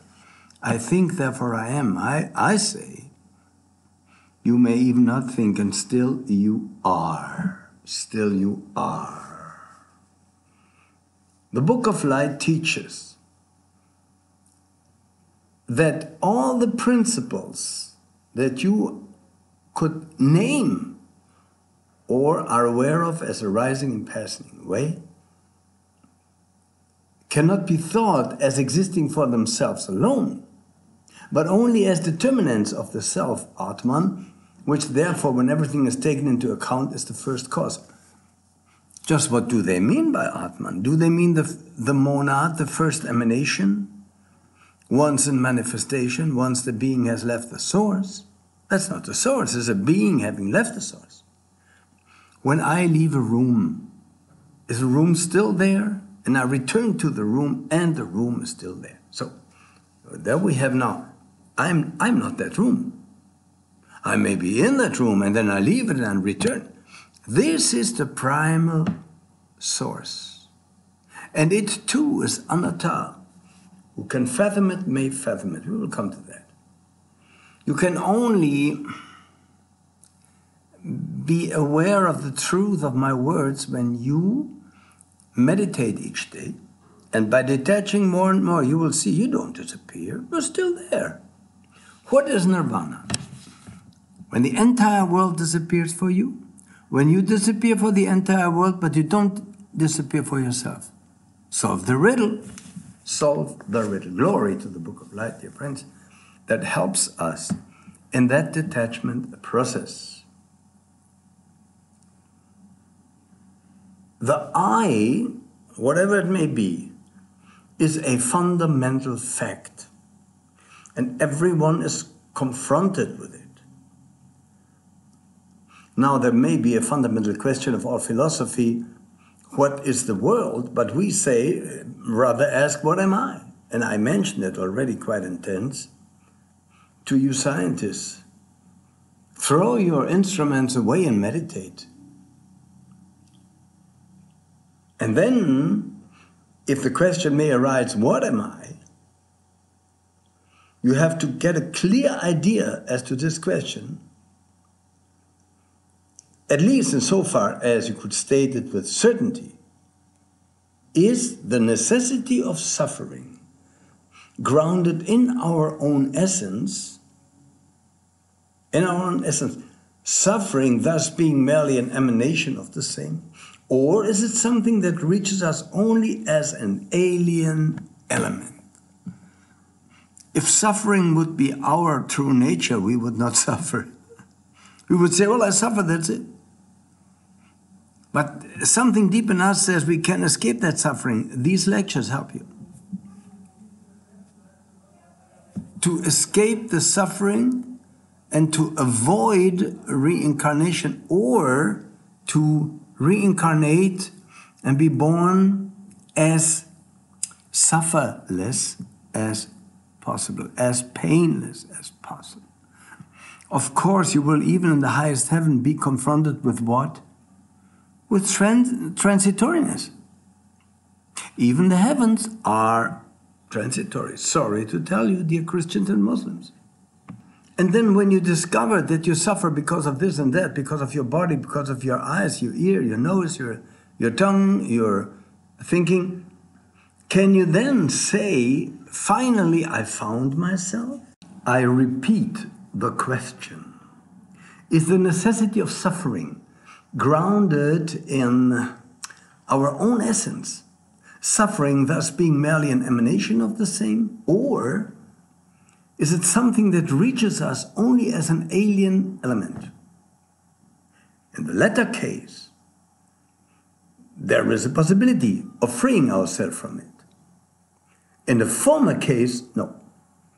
Every effort to escape must be in vain from the very outset. From my own essence, which just means from myself, I can as little flee as the hand can throw itself away. I can only flee and overcome something that I am essentially not. In the light of this truth, I can assure you that you can overcome your suffering by understanding what suffers. The part of you that clings to that which changes. In a world where mostly also young people are tempted by sex objects, by bodies, by bodily forms, and so forth, this is quite a truth that should be considered and should be meditated upon. So suffering has to do with clinging. Clinging to something that for a while belongs to you and may cause you some pleasure, no doubt. Otherwise you wouldn't cling to it. But then, and according to the intensity of your clinging, you will suffer when that to which you cling is taken away from you, latest in death. Latest in death. So you cannot say in the light of this truth that whatever you are aware of as arising and passing away, or as being transient, or being aware of its transitoriness, you cannot say, this is mine, this am I. You may say, I cling to that, no problem. You may say, I wear that coat, but I'm not the coat. You see that we have to draw, if we want to end suffering, a separating line between atta and anatta, between self and non-self. In that case, non-self means that which you are essentially not. You're not the body. You're not your personality. You're not your eyes. You're not your nose. I don't care how much you enjoy it. You are not your thoughts. You can use your brain, but you're not your brain. Before you reach nirvana, you must even detach from thinking. This you can practice and experience during meditation. You detach from thinking and you're not gone, you're still there, you're still there. Thus you reach step by step true immortality, dear friends. We fall over and over again, driven by desire, from timelessness out into time, from timelessness out into time. Time can only be experienced by the awareness of transitoriness. Then we say time. We look around us, things change, we and our own body too. So we divide it into seconds, hours, days, months, years, and whatever, eons, like in the Bible, which led to the misunderstanding of the Bible, where it says you will have eternal life in heaven. No way. I almost would have said, no way, Jose. You have no eternal life in heaven. The Bible doesn't teach that, neither does the Quran. The correct Greek original Bible says you will live for an aeon in heaven. Aionias, an aeon. That, the correct translation of the Greek aionias or aeon is a very long time, not eternity. What has a beginning must have an end. Are you ready for that truth? You see, this will be a very long lecture because you must not listen to it in one, you can listen to it in parts, half an hour, or maybe all of it. If you are ready for that lecture, if you hang in there, if you understand what I say, then you are ready for immortality. I teach here true immortality detached from everything that is mortal. This is how you attain true immortality. By analyzing what is mortal and by not being attached to it anymore. And you cannot reach that state by suicide. No way, because most people who commit suicide, they do that just for the reason that they could not get what they so desperately wanted. Be it love, be it this, be it that. So they kill themselves, but actually they don't kill themselves because the desire remains in what we call skandhas, permanent atoms. And that these permanent atoms, these skandhas containing that desire, group around a new fructified womb, and the being is drawn again into new incarnation. Who can fathom it may fathom it, dear friends. And I can only give you food for thought. In order to understand what I mean, you would have to study the Book of Light. The Book of Light. Book of Books, Savior of Mankind. You can download it here. And this book was dictated to me by the Mahachohan. It unites all religions in the world. It explains suffering. And it explains how you can get totally rid of suffering, or if you can return into a suffering world because it's transient, but at as little painful as possible. Let me put it this way. You see, there's a nice story about the Buddha. There were Brahmin youths who went to the Buddha and said, some woman stole our money. Did you see her? We want to find her. Where is this runaway woman? And Buddha said to them, which is of greater importance, O youths, to search for this woman or to search for your eye? To search for your eye. Eye, not the eye, but the eye in the face, but the eye. Okay. Or yourself, you know. And the youth dropped everything and followed the Buddha. And followed the Buddha. Be ready at least as once a day, to drop everything. How do you do that? In soul breath meditation.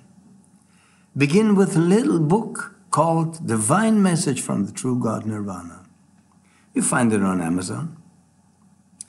When you begin with that, then you can jump to the Book of Light. It's a little book in German and English, It'll help you to study in a detached state of being. And I mentioned already that a drawing of the boundary line between I and not I, to make a cut that divides in the proper place, And the Book of Light draws this dividing light or line between atta, the self in that case here now, and anatta, not the self. Between self and non-self, between I and non-I. Very exact. And let us go into this experience and experiment of drawing that line. In order to do so, we should first discuss the criterion according to the Book of Light, which distinguishes between atta and anatta.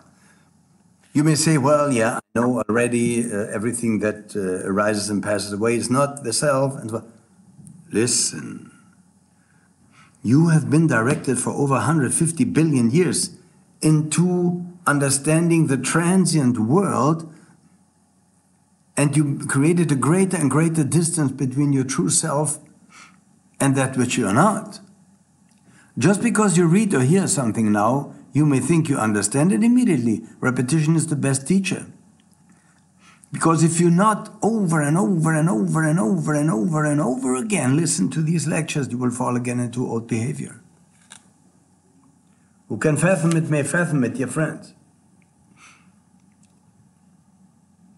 So, the criterion in correspondence with the tremendous importance of the question must be put beyond all doubt so that you can relate on it. Book of Light does not leave you in the dark as to this criterion. Does not leave you in the dark. It teaches. The I in your head is the self. Such a statement is inadmissible. Inadmissible. Why? Because you perceive the originating and perishing of that organ of view, the I. But if you perceive originating and perishing, then the result would follow logically. Myself is originating and perishing. You cannot say that. So therefore, it is inadmissible to assert your I, your organ of vision, to be the self. So consequently, the I is not the self. This is a criterion for determining the boundary between self and non-self. Whatever you perceive originating and perishing cannot be yourself. See, the clearness of such formula is so very important, so that you can be able to understand. You remember the movie of Jack Nicholson? He starred in that movie, A Few Good Men. It was about a court-martial of 2 US Marines. They were charged with the murder of a fellow Marine and the tribulations of their lawyers and so forth. And Nicholson said, you can't handle the truth. You want the truth? You can't handle the truth. And I ask you now, can you handle the truth? Can you handle the truth that you are none of that with which you until now identified yourself with? Can you handle the truth? Then continue listening. Because you're on the right path, my friend. You're on the right path. This will be possible. This will be possible with the help of meditation. I repeat, because repetition is the best teacher. What you perceive as originating and perishing, that means your entire personality, by the way. Be you a man or a woman or a transsexual, doesn't matter. You cannot assume that to be yourself. This is a formula that is quite clear. But to many people it is not clear, despite its extraordinary simplicity. People are not able to penetrate in all its depth and inner obviousness.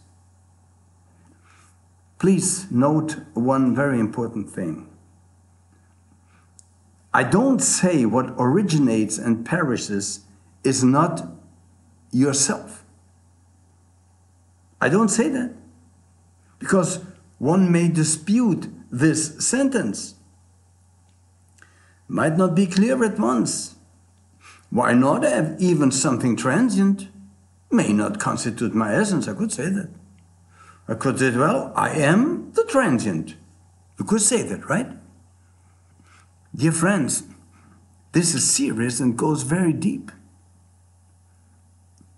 I would not waste my time and your time if that would be of not so great importance to me, and I hope to you too.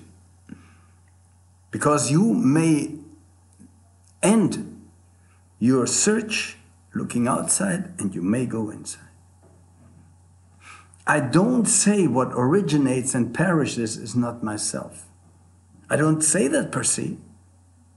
Because you could be that. One could say, I am that which perishes and arises and perishes away. Arises and passes away. I am that, okay.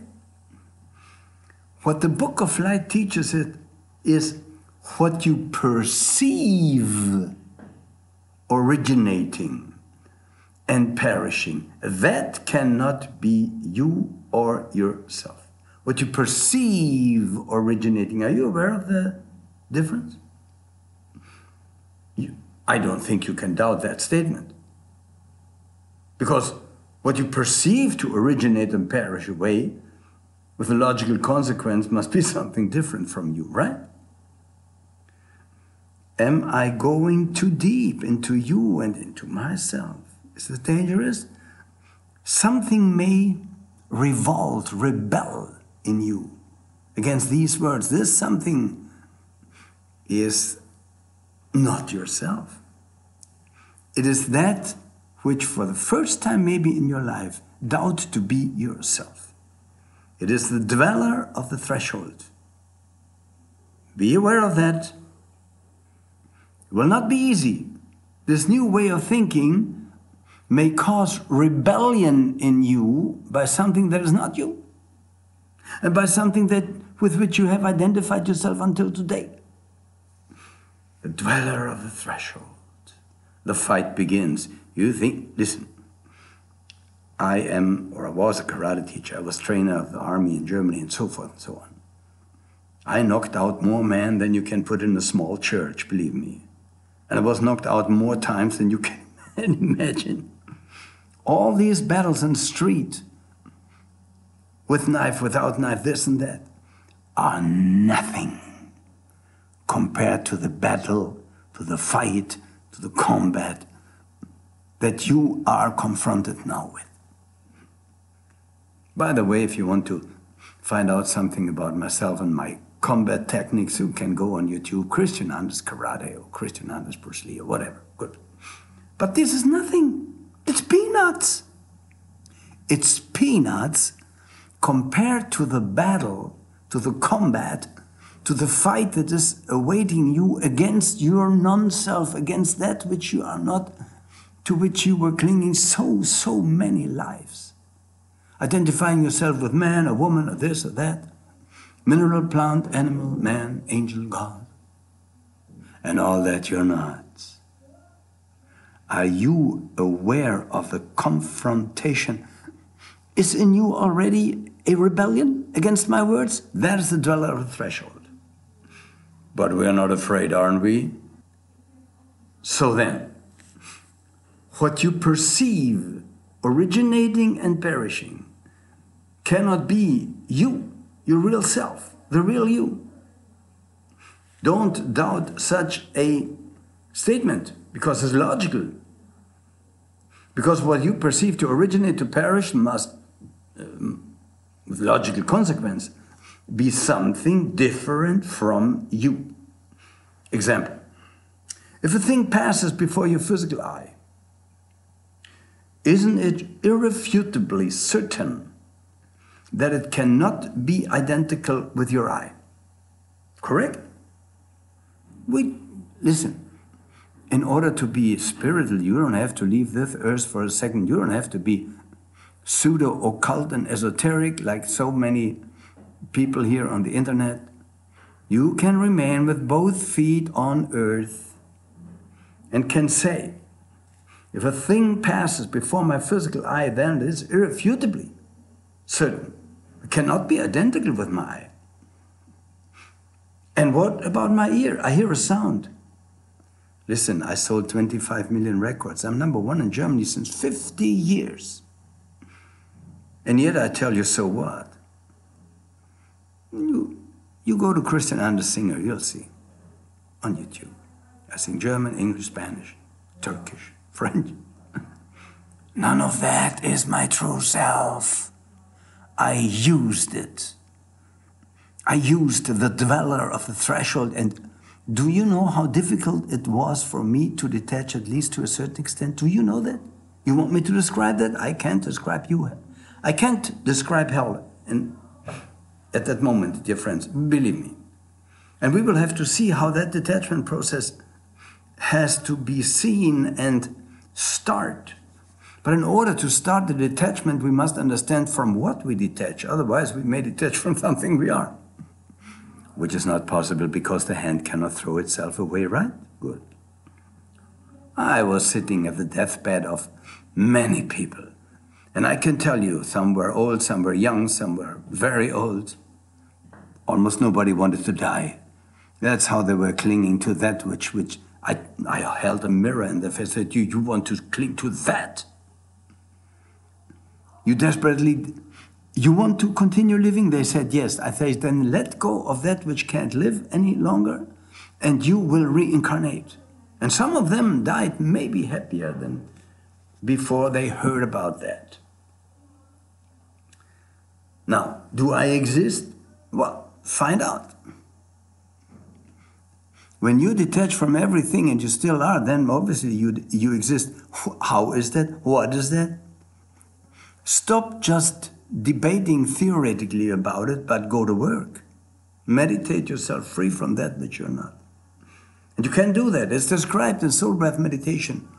Read the little book, Divine Message from the True God, Nirvana, in German and English in one book.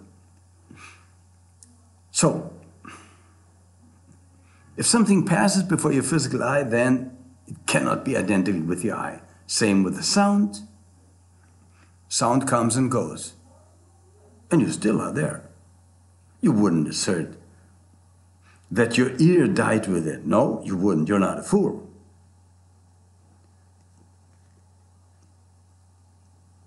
And you cannot be that which you perceive disappear before your physical or spiritual eye even. You may be the perceiving subject. Now we come closer to the thing. Because if you would be identical with the disappearing object, be it a visual object, be it a thought, be it a highest spiritual, emotional thing,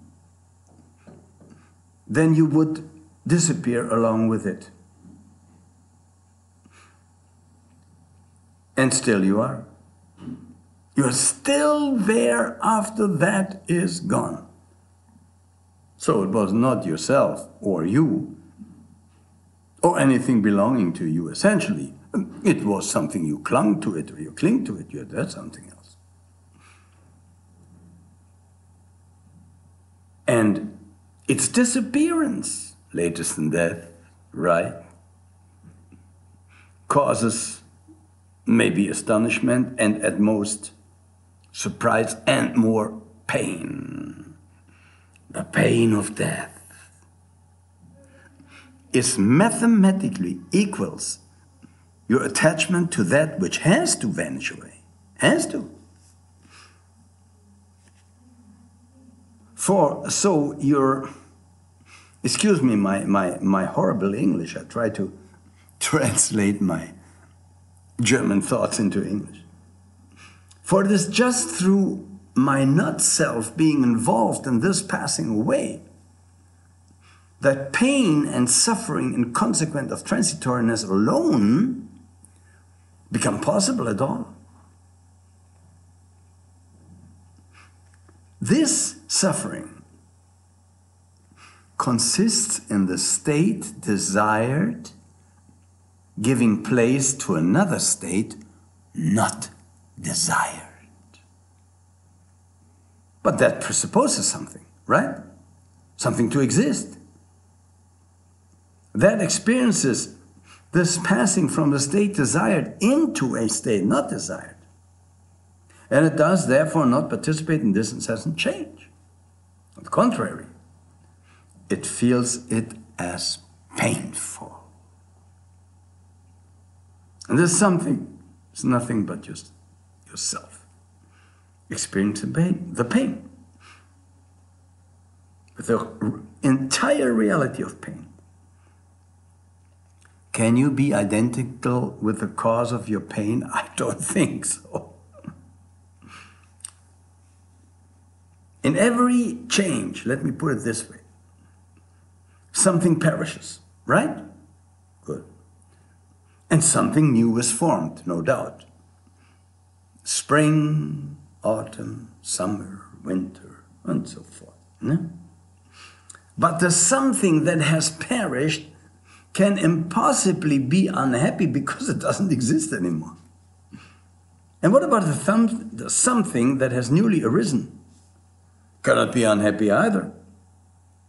Because it did not experience the change, but on the contrary has just only arisen out of it. Not to mention the fact that it ought to feel glad about this change. Because its own existence is due to it, right? We just are logical. So there must be a third something present which feels the change of the painful. This third you are. Can you handle the truth?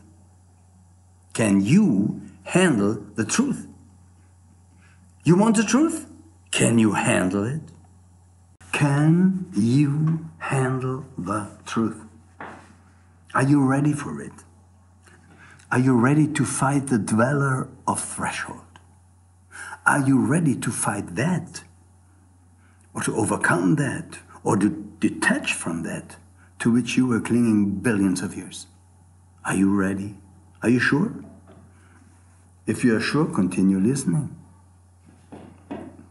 Because this is, and I dare to say, the utmost truth.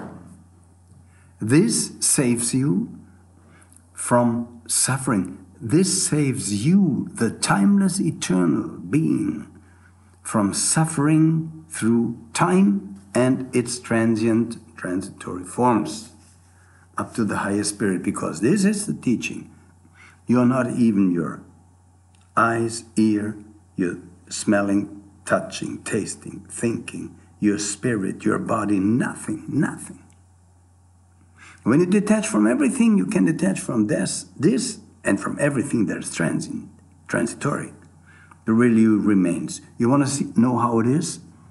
The world shall disappear for you, you shall disappear for the world, and you shall not disappear for yourself. Oh, that's very lonely. Then don't do it. I just offer to you the highest state of being, free from suffering. If you think you have an eternal life in heaven, you are wrong. You'll see. So study the Book of Light and you will understand there is no eternal life in heaven. No, no, no way. So repetition, repetition, repetition. What you perceive as originating and perishing away cannot with logical consequence be yourself. It must be different from you. And so forth and so on. Yeah? If you were identical with the thing that you behold perishing, you could not experience pain through this passing away. Because whatever in its own essence is transitory, and everything you see to be transitory is transitory in consequence of its inner nature, cannot experience this transitoriness as painful.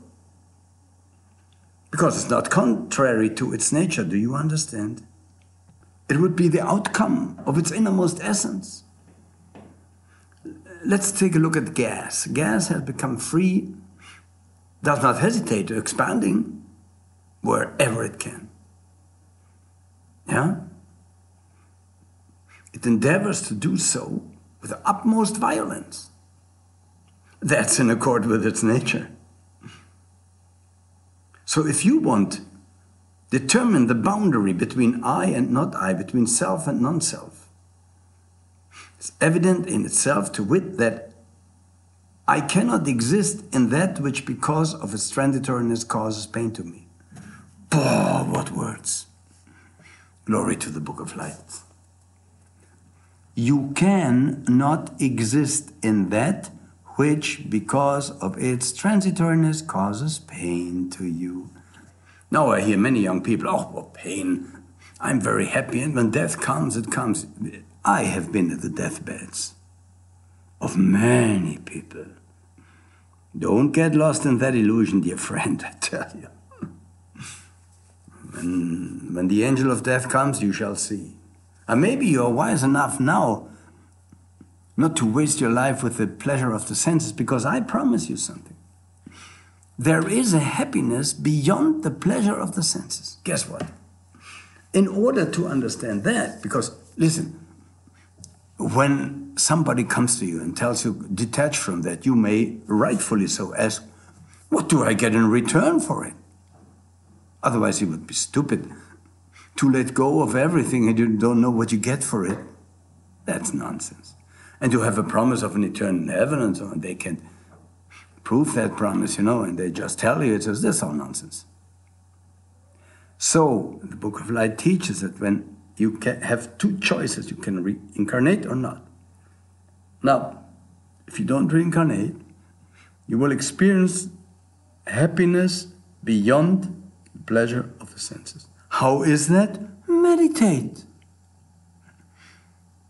Every day, at least 1 hour.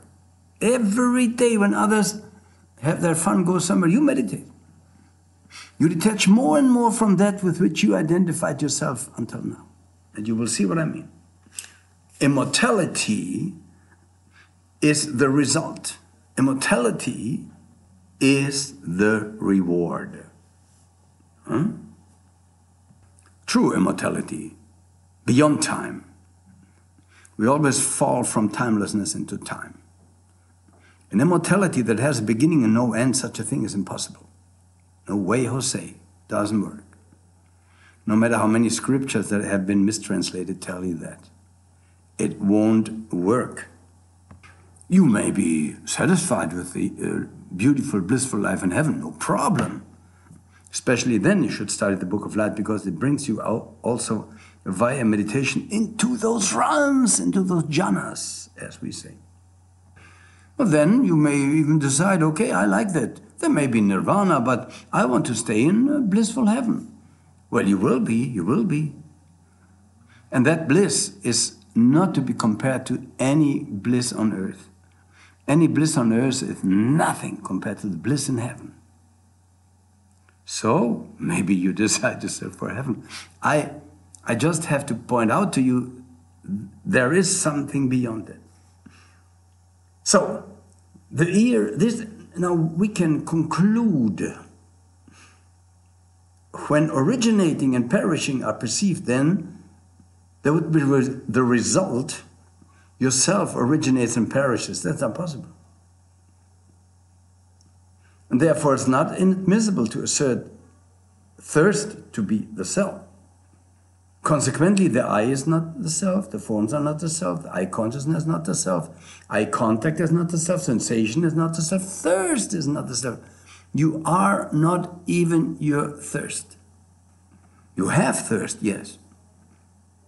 You are not your body, you have a body, yes, that's true. You have a soul, yes. You are not that soul, you are not even the soul, dear friends. You are not even the spirit.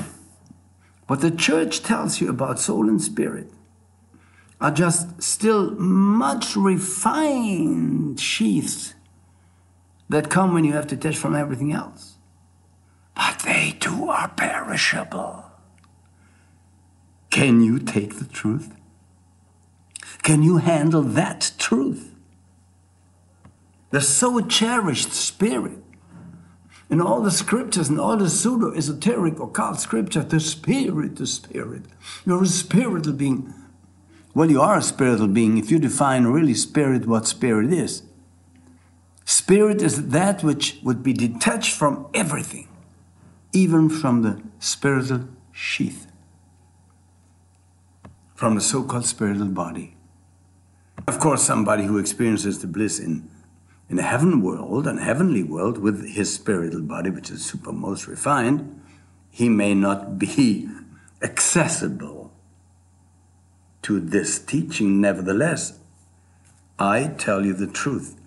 You decide if you can handle it or not.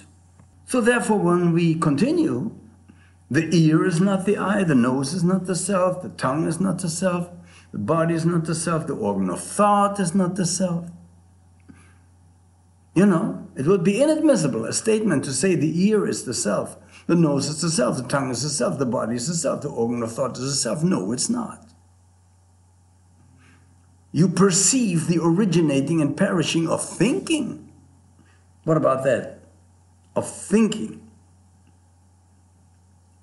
In effect, means the organ of thought, because you use the organ of thought to think. Thoughts are material things, dear friends.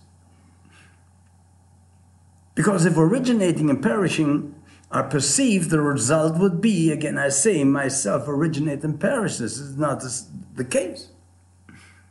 What am I when I detach from everything? To saying that you're now. Just that falls off from you and you enter parinirvana, for instance. But we'll come to that. So, as soon as the process of the originating of your personality, at birth for instance, and thereby to you of the entire world, is correctly analyzed, and the single and every single component of this process, as well as this process itself, is examined by what? By the criterion for defining the boundary between the realm of self and non-self. Then it becomes clear that none of what you are aware of arising and passing away belongs to you. Only then may you be ready to detach from it. Think about it. You stand behind the entire process. As the angel of earth or of the sun or other high beings that have planets as bodies stand behind the process. As there is reincarnation of humans and of minerals, plants, animals, humans, angels, and so forth, there's reincarnation of everything that clings to that which perishes. Mula Prakriti is the essence, matter. Matter is timeless, eternal, but it changes its structure, and by being attached to that structure, we suffer. When you stand behind a process and behind its constituent parts, listen, when you have a contemplative analysis and meditation, you look at them dispassionate. You reach in meditation a dispassionate state. You become like a dispassionate spectator in a world where passion is worshipped and adored. Of course, such a message is, no, that's not for me. Okay, then it's not for you. No problem. This is why I ask you in the beginning, and I ask you over and over again, can you handle the truth? Can you? You observe incessant arising and passing away. And you, the observer, remain more and more entirely untouched, more and more, sooner or later, just meditate, continue meditating. Don't join the masses. Remain for yourself, meditate. Study the Book of Light. You don't have to spread the teaching, no way. The Book of Light is like a radio station. It spreads by itself. People will come into your life, they will ask you a question, and you will answer them, and they may say, I knew that always, but I just was not aware of it. Glory to the Book of Light, dear friends. Glory, glory, glory. Book of Light unites all religions, all sciences, everything in the world. It is the book of consequences. It is specially, that may sound strange to you now, it is specially written for the evil forces. Not to continue doing evil anymore because they are intelligent enough to understand what the consequences are of their evil deeds. As man sows, he shall reap. Life after life. And that part of reincarnation was removed from the Bible. Reincarnation and karma was Bible teaching with originals. Later removed. Why? The pedophile Satanists of the church wanted to have power over the people, telling them, you can't do it yourself, you can't fight that fight. We do it for you. Jesus does it for you. Wonderful. Just give it all to us. Right. Yes, it's true when you try to detach from evil and so forth, higher beings shall assist and help you. Also the Master Jesus. None of the stories in the Bible really happened concerning Jesus or anyone else. They are just parables, they are allegories. The true meaning is revealed in the Book of Light. And this is why the Book of Light shall unite all religions and end the religious wars on earth. Prior to that, before that, unfortunately, the blood will splash meter high. I'm sorry. My teacher, Beatrice Fleming, said to me, the eye must not be able to cry anymore in order to attain the truth. Are you ready for the truth? Can you take the truth? Can you handle the truth? And then continue listening. And the Book of Light goes back over 150 billion years, but to the reawakening of the universe.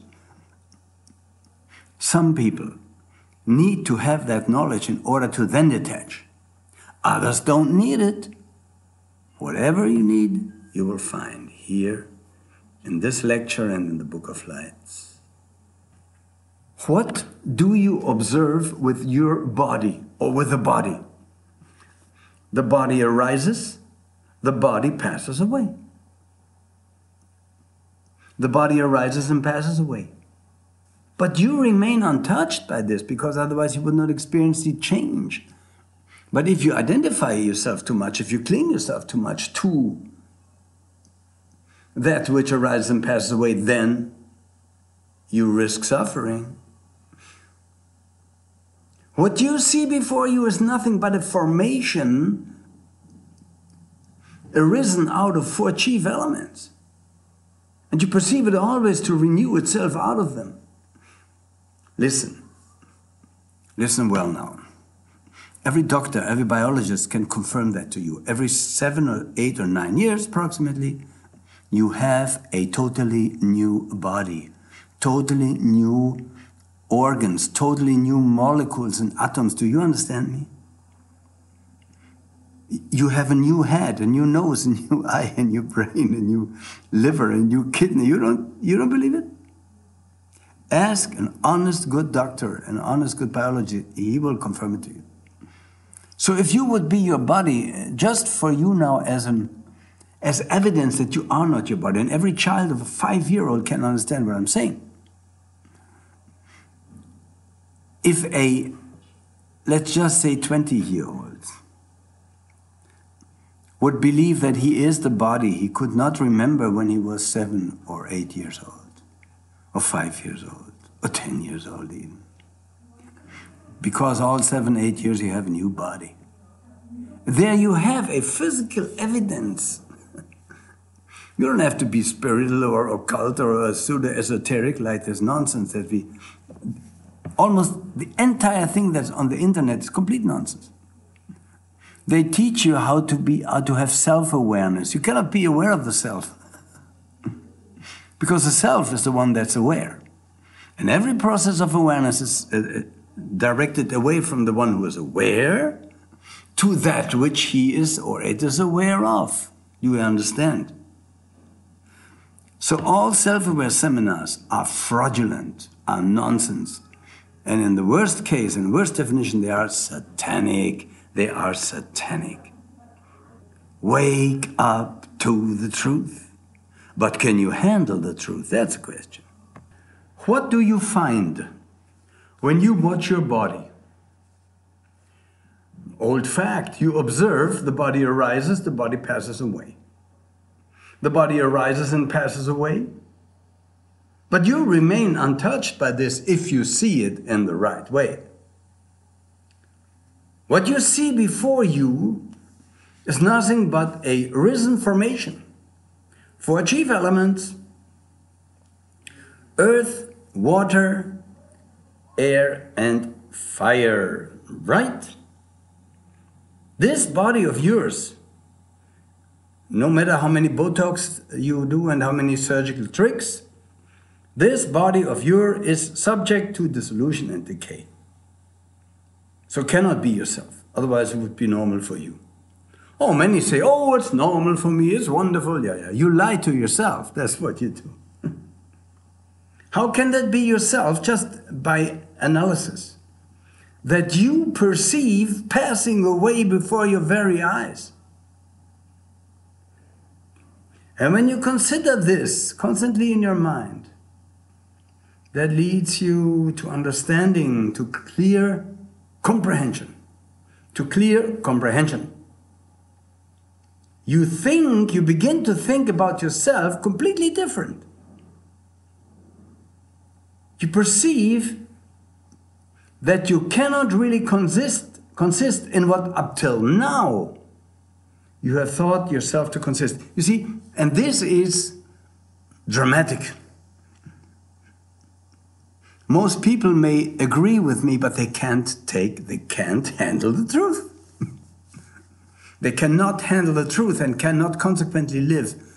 Though they fall back into the activity of the senses, they say, yes, that's what I'm not, but I just dive into it. Do it.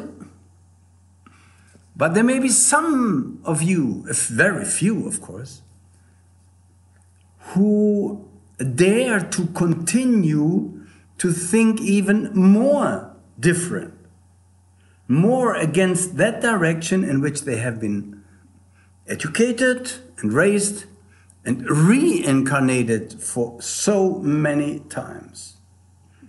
When you have this consideration constantly before your mind, that which you perceive as arising and passing away, you cannot be yourself,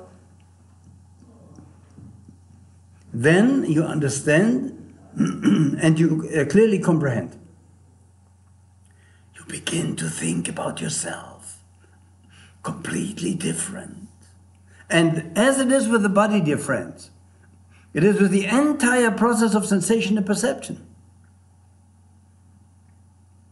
Then you keep watch about the phenomena of the 6 subjective, objective spheres of sense. How do you do that? How do you watch upon the phenomena of the 6 subjective, objective spheres of sense?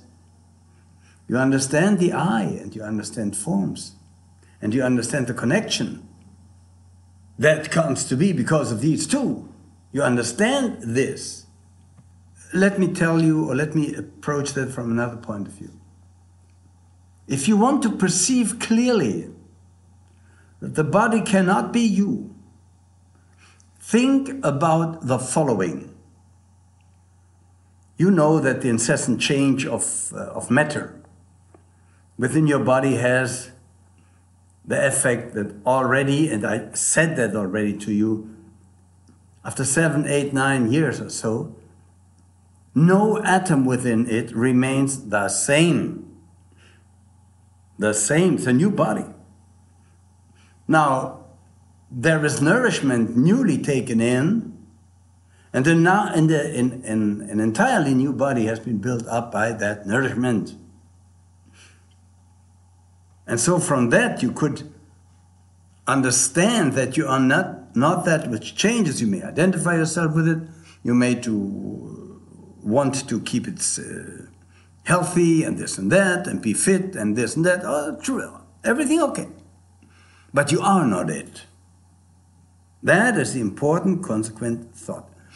What you do with that thought, that's up to you. Just make you aware of it. If you now decide, doesn't matter, I dive into it, I continue identifying myself with the body, although I know I am not it, perfectly all right. We are no cult here from the Book of Light, see? We are none of these pseudo-esoteric occult things. We unite all religions and sciences. We are like a house with no doors and no windows. Everything open, everybody can come in and he can leave again. We are not like some religions when they say, when you leave us, we will kill you. Yeah, sure. That proves the intensity and the truth of what you teach. You have to force it on others. Look at the religions of the world. They had to be forced by the sword. By the way, did you know that Buddhism, although the Book of Light is much more than that, but Buddhism is a part of it, that Buddhism was the only teaching that has not been forced by the sword, no matter how they fight today, but it has not been spread by the sword, just by logical thinking, yeah. And that's what we do here too. We don't need force to force that on you. We present that fact to you, you do with it what you want. Now that we know that we are not all these things, how do we keep watch? For instance, upon sensation. Nirvana is the abolition of sensation and perception. When you experience a pleasant sensation, you are aware, fully aware. I experience a pleasant sensation, which that sensation I'm not, otherwise if it's gone, I would be gone too, and I still remain. So when you experience a pleasant sensation, you say, I experience a pleasant sensation. Now there are in life, I guess, with all of us, unpleasant sensations. You experience unpleasant sensations. You are aware. I experience an unpleasant sensation. And then you experience sensation neither pleasant nor unpleasant. You are aware of that too. You see, you walk through the streets and you see a beautiful woman maybe. And you say, oh, how beautiful. Then you say, you see the feces of a dog. Yeah, but the feces. Both are attachment that will lead to reincarnation. Give you just a little hint, we talk more about that. I always did in Los Angeles with my people. Unfortunately, I was not their guru. I was too much attached to the senses still. Although the teaching was clear to me. We made an anatta day going through Los Angeles, just looking at everything. Just like a mirror. Observing even our own reactions to it as non-self, as anatta. Just like mirrors. You look at everything. You just look at it, nothing more. Try that. Won't work in the beginning, but it will. When you experience that more and more and more and more and more. And suddenly you will be aware of one fact, and that maybe because then you would not be able to handle the truth. But there could be. You may then say to yourself, I don't belong here. Now, many people say, I don't belong here, I belong in a heaven after death, this world is so crazy and so forth. No, but your thought will go further. I don't even belong in a heavenly world because it is transient and transitory. Can you handle the truth? Many Christians and Muslims may shake right now and say, no, heaven is eternal. It's in the scriptures. It's not in your scriptures. It's not. You interpret them wrong. All the heavens shall be rolled up, says in the Quran and in the Bible. And the term eternal, I said it many times, does not exist in the Bible. Aionios does not mean eternal. The Greek translation, it means just a very long time. Yeah, maybe you'll be billions of years in heaven, but especially then when it's over, it may be very painful. Yeah? And don't forget one thing. Let's just remain a moment with the Bible. Where was the first war? Where was the first confrontation? Was it on earth? I don't think so. It was in heaven. So beware, dear angels and dear gods adored by many. You have problems too up there. One of the angels may shine more than the other, and suddenly, there's a confrontation. Who knows? Who knows? Who knows? True freedom is only in nirvana. The end of suffering. So we watch upon sensation, pleasant, unpleasant, neither pleasant nor unpleasant, and so forth. In the same way, we can watch over the mind. You perceive a craving, the mind bound by craving. And you perceive uncraving, the mind free from craving. Hating, the mind bound by hatred. Unhating, the mind free from hatred. Deluded, the mind bound by delusion. And undeluded, the mind free from delusion. Now, when you respect things in itself, thus, you constantly watch upon things. And you keep watching everything that happens, how they originate, how it vanishes. And you say, these are things, nothing else. They're not myself. How could they be my true being, which I see fluctuating before me, vanishing and arising before me always anew? How can I that be? I cannot that be. I cannot be that. This observation, dear friends, will never leave you once you understand the teaching, once you go deeper into the Book of Light. This lecture, you should not listen one time to it, you should listen 1,000,000 times to it and study the Book of Light. Then the observation will never leave you. because it conduces to comprehension, to thoughtfulness. And you don't lean any more on the things. And sooner or later, you are to nothing attached anymore in the world. And you can only be attached to arising and passing away, which is mortal, by the way. It's mortality. So by detaching from that state of being, you become automatically immortal. How is that? Meditate yourself to the source. By detaching from everything that the source is not. Glory to the Book of Light.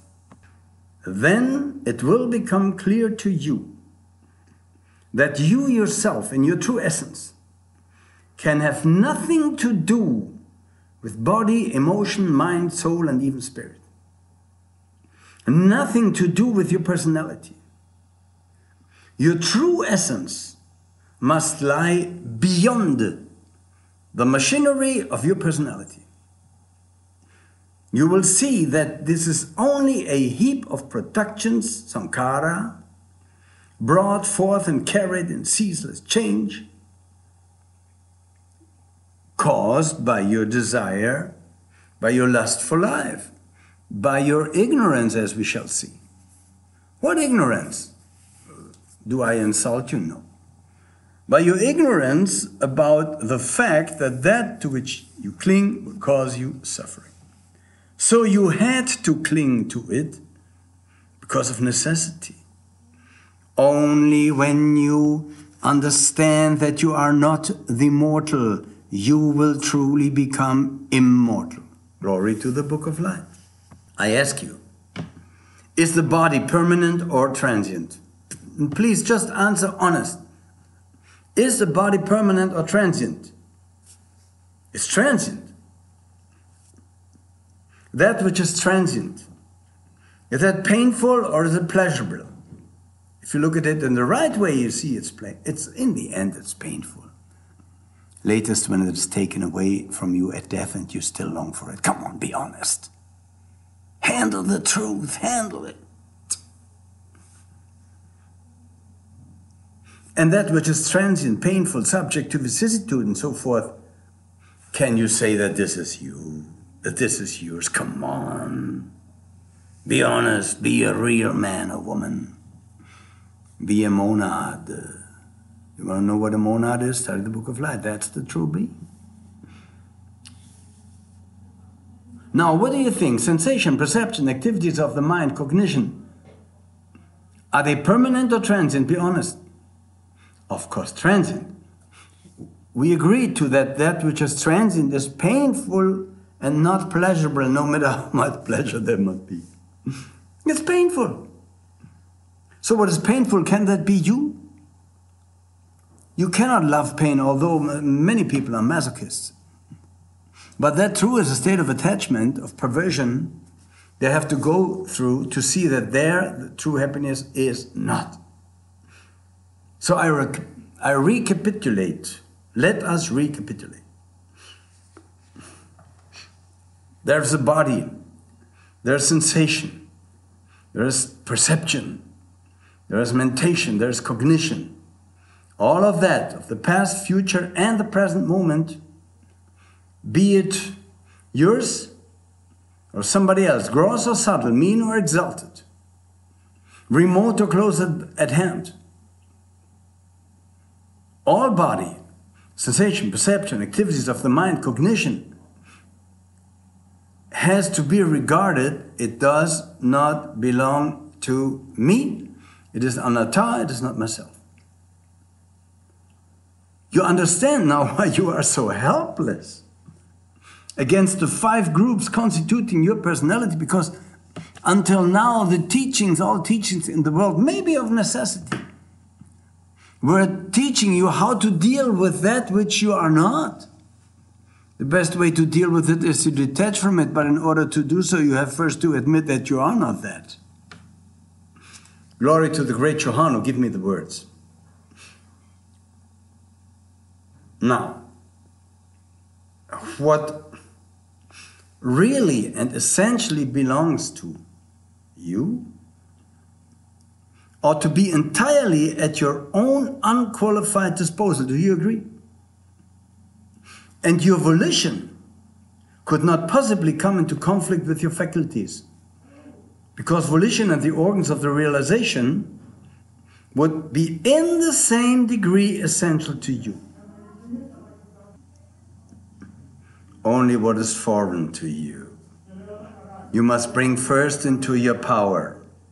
And exactly that you have to do with the personality.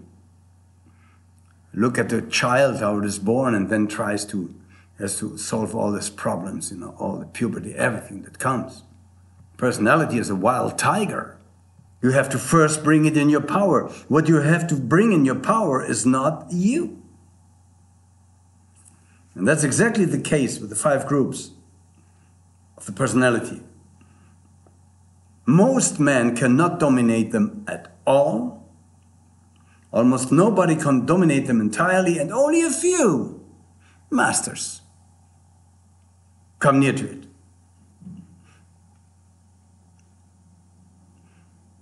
And they have reached this through many, many, many reincarnations, incessant exercise and effort. So, to know that would be a contradiction to assert the essence, your essence, to consist in the elements of your personality and thereby to be the personality itself. This is almost a sick thought. It's a perverted thought. It is as perverted as I would say, I am my shirt. Oh, well, there are people, they think they are their clothes, so deeply attached to it that when there's just a little spot on it, they go crazy. This is exactly how they identify with something they are not. There was a guy who was hypnotized. I witnessed it. And the hypnotizer said, you forget everything now, and when you wake up, or when I make this, when I snap my finger, you are your clothes. The clothes are part of your body. This is such an important example, dear friends, listen to it. So he snapped, and then he said to the guy, everything okay? Everything okay. Take off your shirt. The guy tried to take off his shirt. No, I can't. Come on, you can take off your shirt. No. Well, try it. He pulled. Oh, it hurts, it clings to my skin. I am the shirt. How can I take that off? It hurts. Oh, it hurts. Why? Well, I am that shirt. In the same way most people live in the world, dear friends. They think they are the body. Glory to the book of life, glory. These groups of the personality have all their own laws. This is why we don't know our body thoroughly. We cannot deal with sensations really. Some are coming, some are going against our will, thoughts and moods. They are vexing you without you being able to drive them away. Right? Right? You want to oppress them? You want to oppress a thought? It'll, how do you say? It'll come in through another way. And again, it'll haunt you. All these things that you are not. How can you dominate them? Well, first of all, by knowing that you are not them. Because until now, for many billions of years and many reincarnations, they have forced the belief in you that you are them. Can you handle the truth? When you began to listen to the lecture, you wouldn't have thought, if you are so strong and powerful to hang in until now, I'm sure you have not imagined yourself that you would be confronted with such words, right? So all these transient things have their own laws, thoughts, moods, body, sensations. If it would be your real essence, if you would consist in them, it could not be.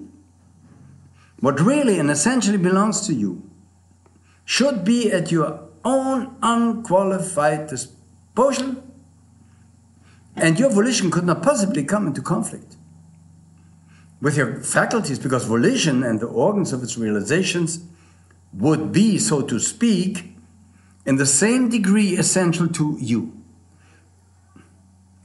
A faculty that really belongs to you, that is essential to you, you should absolutely dominate. Because your essence would consist in putting it into action. Only what is foreign to you, only what is foreign to you, you must first bring into your power. And that exactly is the case with the personality. If you stayed with me until now, then you are ready for the truth. Then you can handle the truth. Part 2 follows.